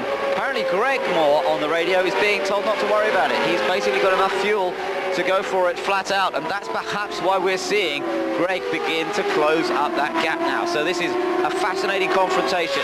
The top two in the championship, and these two really are beginning to establish themselves as the main favourites for this title. No surprise there really. Zanardi, the reigning champion, who was so brilliant, particularly on the road courses last year, but Greg Moore took his first win last year and has really matured this season. A lot of effort from Mercedes has gone into him. They know that in many ways he's their front runner, and he's shown that maturity and that patience that's required, as well as that bravery that he has, and when he needs it he can really make up places. Greg Moore, and it's amazing to watch him. Oh, Alex Zanardi looks down the inside of Hiro Matsushita, making his last ever career Champ Car start, his 117th start. Greg Moore goes by him carefully, but Alex almost had a slight problem there with Hiro, and Greg Moore has really closed up the gap right now. And you talked about how aggressive he can be. To watch him in practice and qualifying at tracks, he takes a totally different line to the other drivers and creates his own race day line, and then on the Sunday he goes out and uses the one he's been running on Friday and Saturday, and we see him do it particularly on the ovals. Very, very fired up racer, but he's not prone to making so many mistakes now. He's really matured nicely over the last couple of years of his competition career in this series. Some 37 starts in the championship over the last couple of years, and now leading this championship table. Had a couple of wins last year, has taken one pole position this year, but he's yet to win a race this year. Third place at Nazareth, sixth at Long Beach, fourth in Japan, second at Homestead, remember, and that was the race that he came so close to winning on the Homestead Oval when he shadowed Michael Andretti across the line, and really it was only the onboard jacks that prevented Greg Moore from taking the victory on that occasion. This time it really looks as though Greg Moore could be ideally placed to take the first win of the season. But it may also be being well taught down by Jerry Forsyth because of the position of holding the championship lead. They're probably saying don't do anything foolish or overly aggressive, finish second, pick up the 16 points, and we'll have a nice lead in the championship. Well, they wouldn't actually. Pardon me, you're right. Zanardi would take over the lead in the championship, but they're maybe telling him to stay there and keep the 16 points till we stay close in the championship. Well, I think that's probably correct, but also you look at what he's doing, and I think you're right about him trying to pick up slipstream. I think he's really quite happy at the moment to stay behind Zanardi. I think he's using that to help his own fuel consumption, and at the moment that's working well for him. It means that the last few laps he can turn up the wick and probably just be able to drive past the Italian. And then Zanardi wouldn't be able to come back at him with it because he wouldn't have the fuel to be able to come back at him. That's right, he's going to be on an economy drive. The two of them have pulled up to 2.6 seconds away, and there have been a few other changes, interestingly enough, down the order. Number 2, Alonso Jr. has dropped down now to 12th place, and he was running much further up. He was in 7th, and Alonso Jr. has dropped away. Now, maybe we haven't seen him come into the pits. I think that Alonso Jr. was on a bit of a different strategy. He was out of sequence from the rest of the guys. And it may be that he's been into the pits, and that's why Alonso Jr. has dropped down the order. Meanwhile, Arndt Meyer's still going. There's the yellow car that's in the screen now. Oh, here comes Greg Moore. Having a look. He's going to take advantage of it, is he? Oh, it's so close between them. This is the battle for the lead now then. Alex Zanardi defending the line a little bit from Greg Moore. Alex taking the inside line as they come up towards turn 3 on the dust, on the dirt. And that's dangerous because you get the dust on the tyres, and then the car, doesn't want to perform. Look at that. Zanardi locked up under braking into turn number 4. Oh, look at Greg. Wow, this is really beginning to warm up now. Greg got completely crossed up out of turn 4. And that's costing some time. You see him taking some interesting lines there. Got off line, couldn't get in, and then came in on the next turn and got it sideways. Here's a look again. Look at that. What a save from Greg Moore. We've seen some great car control from him in the past. And that was a great example of it. Alex Zanardi was in defensive mode, that was for sure, but he only moved to once, that was fair. But he picked up the dust on his tyres. You saw the car, he nearly lost it under braking as he came up to this area, as he was trying to get down on the inside as well, where cars haven't been running that much in the afternoon. Now Greg Moore, having lost that distance, coming back again, he's shown Zanardi's what he's got, and Zanardi's prepared and waiting for him to come back with it, but there are only 11 laps remaining. Can Greg Moore get it done? This is going to be a great battle for the finish between Alex Zanardi, the current champion, Greg Moore, the youngest guy to ever win a champ car race, and Adrian Fernandez in third. Well, we told you that Alonso Jr. had dropped down the order. He did come into the pits, but it wasn't just a scheduled stop. Sad to report that Alonso Jr. is out of this race, as well as Andre Ribeiro. So a real disappointment for the Penske operation once again. They reckon they got the car better at Nazareth. They tested there after the race. Well, they'd had such an abysmal weekend. They've got the car better there, but obviously both out of the race. Let's hear from Al. It was something with the engine. We don't know exactly what right now. But the Marlboro car was running good, you know. We made a hard charge for it, and you know, my guys, they prepared the car really well today, and what can I say, you know, we gave it our best shot. Thanks, Al. Thank you. Well, as you see, the disappointment is getting a bit used to it, but they really need to pick their season up. Roger Penske is not going to be impressed by the sort of results they're seeing this year. They had a tough time last year, but at least they had that sequence of 3 wins around this time, including this track when Paul Tracy took the victory here. But it's just not coming for them at all at the moment. Well, they've been hexed by the fact that they're on win 99. They're looking for their 100th win, and Roger said if no one had ever mentioned anything about it, we probably would have got the 100th win by now, but they just can't get it. Although he's having a great season in the NASCAR Winston Cup Series with Jeremy Mayfield and Rusty Wallace, struggling in the Champ Car Series with Alice Jr. But Al had a great drive today, starting 27th, got all the way up to second before that problem with his car. Now this is getting fun now, Guy, though, isn't it? We've got 9 laps or so to go here, and Alex Zanardi so far is managing to fend off Greg Moore. But what is the fuel situation? Which of them has that little bit more fuel that they can turn the wick up a touch more? Perhaps prepared to take a few risks, a few chances. More traffic coming up as well. Now this could play into Greg Moore's hands perfectly. Alex Barron is the next one on the road that they're going to have to try and find a way past, and this could cause the loss of momentum for Zanardi, that Greg Moore can just snatch the advantage. Bit of smoke from the back of Alex Barron's car. There was a big puff of smoke there. I was wondering if suddenly Zanardi was going to weave to get out of the way of that. And I was thinking that maybe Greg Moore would go the other way. But no, Zanardi is safely and quickly by. And then Greg Moore, see, that's really hurt Greg Moore right there, getting caught behind Alex Barron through the turn. Yeah, he lost a lot of time there because Alex Barron took his line. That was fair enough, and that was just one of those things. Not a lot you could do about that blue flag being waved for Barron to indicate that one of the leaders coming up. PJ Jones is the next one to get past. Now Zanardi's got to try and make this move clean. Otherwise, he's going to have the same problem of Moore taking advantage of the situation. But that's what it's all about. That's what Moore wants to do. Zanardi caught him just in the right position on the exit of that turn, gets by him down the straightaway, and then Greg Moore is going to get him in the corner. Unless he can sneak by him here, but he's not going to be able to. Again, it cost Greg Moore time with only 7 laps remaining. Working Zanardi's favour right now. Oh, yeah, and Zanardi working the traffic well, isn't he? There is an element of skill in being able to pick off your man at the right time.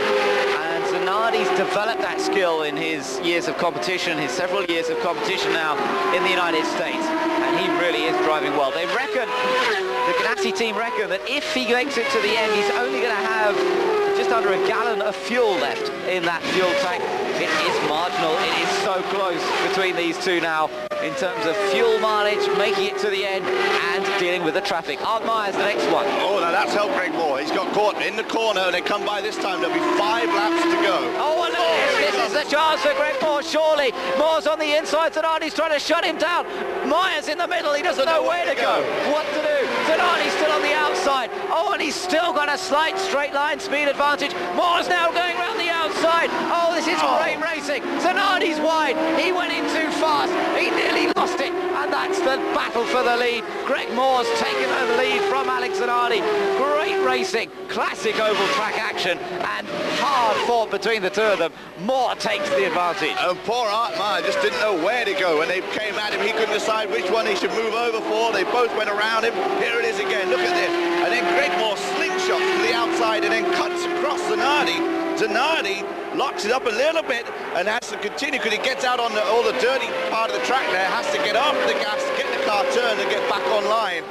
And Greg Moore has stretched out about a second lead after a great move for the lead with only 4 laps remaining. It was an aggressive move from Greg Moore, but it worked. It came off, and the two of them are hard racers, but it's great to see them battling against one another. I don't think either of them has got a psychological advantage, but nor is Greg Moore fazed by Alex Zanardi. Unlike perhaps some of the other drivers out there, Moore won't care about anybody's reputation. He'll go for it. Watch this. This is Michael going past Jimmy Vasser, and this is the battle for 6th place, and Michael Andretti has taken that position, so he's up to 6th, and perhaps the two Ganassi cars suffering a little bit on fuel mileage here.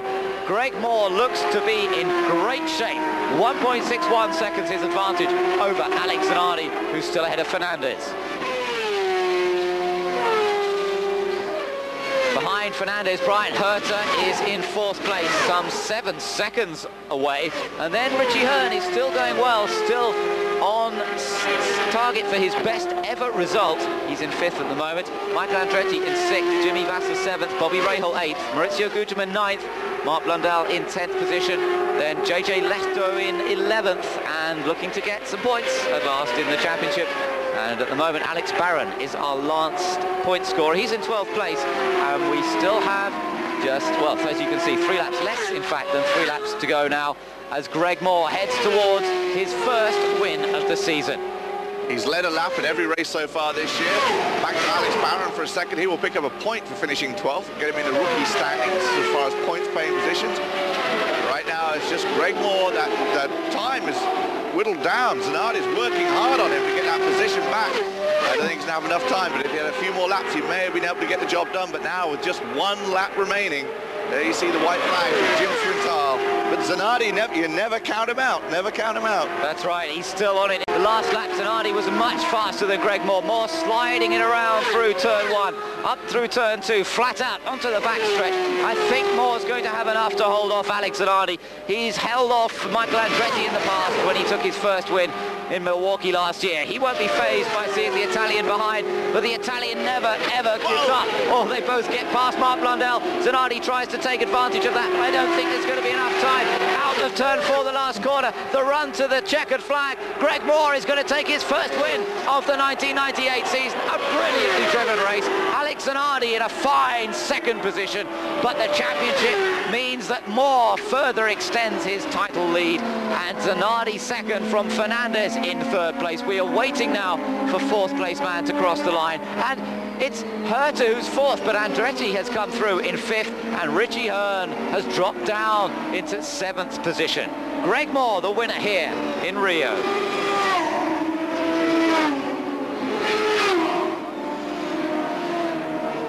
A brilliant set for Greg Moore, victory. Being interviewed down in the pit lane, and look at this, Vasser being towed back in. He probably ran out of fuel after the flag. Vasser did survive to finish in 6th place, but boy, they really ran it close. I wonder if Zanardi was that close as well, because in the end perhaps he just didn't have quite enough. This was the moment though, as they came up behind Art Meyer. Moore already had a run on Zanardi because out of the last corner Meyer had cost him a bit of time. Nothing Meyer could do about it. He sat in the middle. Then Zanardi seemed to have a better run down the straight. Moore though was absolutely determined to get him. He took the wide racing line into the corner, more grip for braking, turned in and cut across Zanardi's bows. Zanardi was sort of forced to back off a little bit, and that forced him off into the dirt. Great aggressive racing from the two of them, and I don't think Zanardi can complain about that. It's the sort of move that he would make on someone else, and has done frequently, but in this case he had to run 2nd to Moore. I tell you, Guy, this is going to be a tremendous battle between these two throughout the year. Obviously we're getting a chance hopefully to hear from him anytime. That could be the championship move right there. There's the man himself, great big smile on his face. Here comes your dad. Let's hear from him. Bring Rick in here. Oh, the emotion of victory lane, nothing replaces it. Father, son, Rick and Greg Moore embracing here. And Greg Moore, I guess racing can't get any more exciting than what you've showed us over the last 10 miles or so. Oh, that was really exciting. I mean, we knew we had a good shot, but, you know, Alex was awfully quick down the straightaway. We were a bit quicker than him under braking, and That's all it was. He had a little bubble coming out of 4, and he took the inside. I took the outside. I passed a couple guys that way, and I mean, good job for the guys. We were back in 11th place. They gave me a pit stop, got me up to like 3rd or 4th, and they did an unreal job. I mean, what a great way to leave Brazil.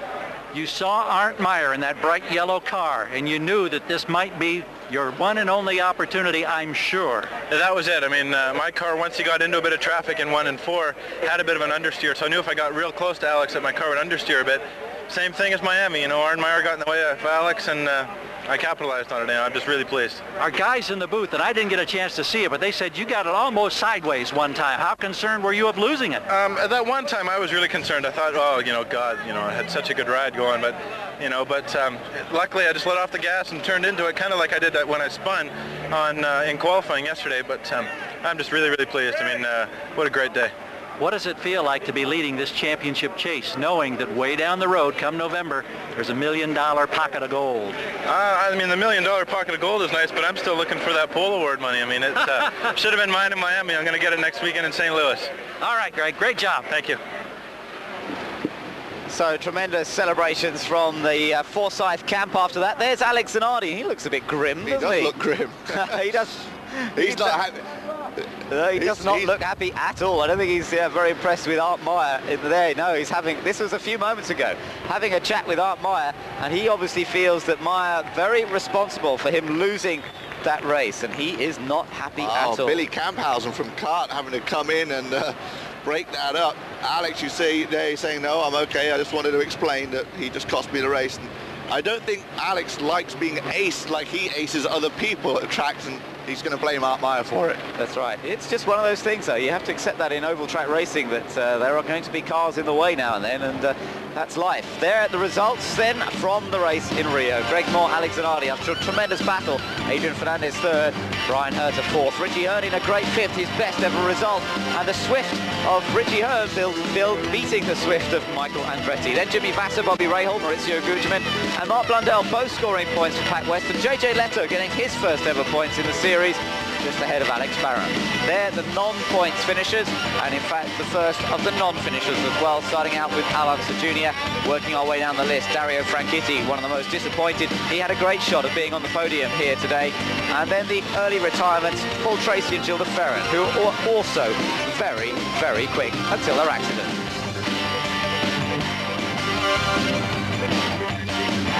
Sports coverage from Rio. Greg Moore's car being pushed away, and Guy, important to note that it's the first Mercedes-Benz victory of the 1998 season, and with that new engine, which of course Ilmore did so much work on over the winter and produced this smaller, lighter version. I know that they haven't been revving it to its full capability up until now, at least, and this is just a little replay there of the situation when Greg Moore managed to get past Zanardi. It was a brave move around the outside into turn 1. Great stuff, and Zanardi so nearly then lost it as a result, didn't he? He ran so wide, and he's fuming afterwards with Arndt Meyer, but that's just life. You have to put up with that sort of thing. And as you said, he would have taken advantage of it himself, given half a chance. Alex Zanardi not happy? No, he's not happy at all, looking a bit grim, as we saw when he talked to Arndt Meyer. Let's hear from Zanardi down in the pit lane. I've ever seen you this angry. What did you say to Arndt Meyer? Nothing, guys. It's not really his fault. The problem is that in this series, blue flag means nothing. And even when it should, I understand in certain cases when you go lap down, but even when it should, people totally ignore it and nobody take action. That's the real problem.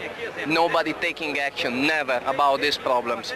And this is the result. This guy has cost me already 2 points in Homestead and 4 very valuable points today. Nevertheless, I'm obviously happy. The boys at the Target Chip Ganassi Racing were great in the pit stop. We definitely had the fastest car out there.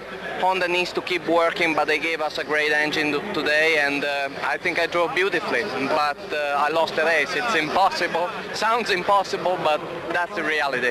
When you talk about driving beautifully, when Greg Moore came across and cut to the outside, did you think you were going into the wall? You went very high out there in turn number 1 when he took the air off your front wings when he went for the lead. we were very close to make contact. People say that I'm a wild driver, but rather than making contact, I brought home second place. You know, I don't have any interest to finish the race in the wall, so I had to put my wheels up on the curb because he cut on me, which is totally understandable. Actually, I wish to congratulate him for the splendid win. You know, once that you go on the curb, you don't get much grip, so then the car slid over and run over the dust, and that's why I lost it a little bit. But no, it was under control. Now, how much you were having to save fuel at that point? How much had you turned it back? Were you at a disadvantage as far as fuel goes at the end? We don't know. I think right at the end I had a slight advantage, but the bottom line is that I was faster than Greg even when I was saving maximum fuel. I think he tried a couple of laps to sort of intimidate me, and then he realized that if he wanted to finish the race he had to lean down as well. So we were really controlling each other. I had the best car, I was faster, and I had everything in control until that car came on my way again. Okay, well, congratulations on a great finish. Thank you. So very interesting interview from Alex Zanardi there. Obviously very, very angry about Arndt Meyer. And this is probably why, Guy, when we take a look at the points standings, you can see they're having a good old chat there, no problem. Greg Moore, though, has opened up a 4-point lead. Of course, Zanardi got the point for leading most laps today, which did help. Fernandez third, but those three really are pulling away from the rest. Brian Hurt has popped up into fourth now, ahead of Jimmy Vasser and Gilles de Ferran, who failed to score today. Second page, and we see Michael Andretti still wallowing down there in seventh. And yet with a car that has seemed to be certainly amongst the class of the field this year, and there he is down in seventh. Yeah, Michael Andretti had a tough break today. He looked like he had a great car, and then he suddenly dropped back in the field at one point. He's having a tough season. Interesting season though.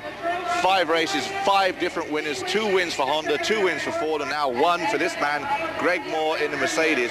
It's going to be another fantastic car champ season. It is, isn't it? And of course, don't forget that both Greg Moore and Alex Zanardi are very rapid on the road courses as well. It's not as if Greg is an oval specialist. He is good on the ovals, probably maybe has even the edge over Alex on some of the other ovals like St. Louis, which is coming up. And there, it sounds as though Mercedes will be running their engine to higher revs. So the other guys have got to watch out, because that new engine is going to get better and better. Their new engine management system is coming on stream as well. So Moore is likely to get stronger, and that is obviously going to be a worry for Alex Zanardi, for Adrian Fernandez, for all of the other competitors. Moore, though, the winner from today, he is delighted with that one.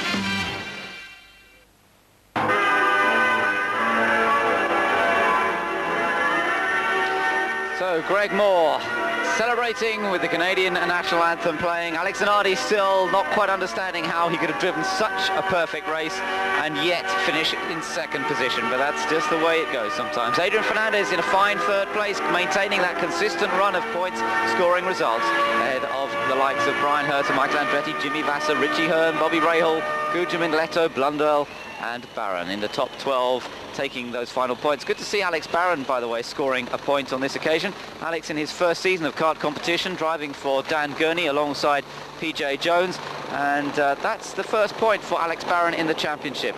So good result for him, and the 1997 Atlantic champion obviously settling well into this higher form of competition. Did a good job to get the car home. The trophies on display from the top 3 drivers. It gives us a little opportunity to look back over this 1998 Rio 400. It all started out with a great beginning for Tony Kanaan and Alex Zanardi as they both managed to get past Dario Franchitti on the run to the first corner. Franchitti was on his first ever pole position on an oval, but for Kanaan it didn't last long, with a dramatic explosion at the back end of his car, and the young Brazilian was out of the race. The first part of the race ran with hardly any caution periods. Then we seemed to have a spate of them. Tony Kanaan causing a yellow flag, but then another incident, this time a crash between Paul Tracy and Gilles de Ferran that took the 2 front runners out of the race and caused a second caution period. Damage to egos only, both drivers were okay. More damage to Michel Jourdain's car as well, as he visited the Brazilian tyre walls. And there were problems as well for Walter Salles in the one-off return for the Peyton Coyne team. he just pinched it going into turn 1 and lost control of the Reynard. At the end, it came down to a battle between Zanardi and Moore as Arndt Meyer made his presence felt as he was being lapped. Moore took the advantage, sliced in front of Zanardi, and Zanardi had to settle for second place. Great piece of racing from Greg Moore and from his team, who'd worked his way up the top 10 from a fairly lowly point in the early part of the race. Greg Moore coming through to take the win. Guy, an exciting one, and it bodes well for the rest of the races. A great finish to the end of the Rio 400, a great race, a good result for Mercedes, and of course Greg Moore. Disappointing for Zanardi and Arndt Meyer. So from Ben Edwards and Guy Hobbs, hope you can join us again next time. Thanks for being with us. Bye-bye.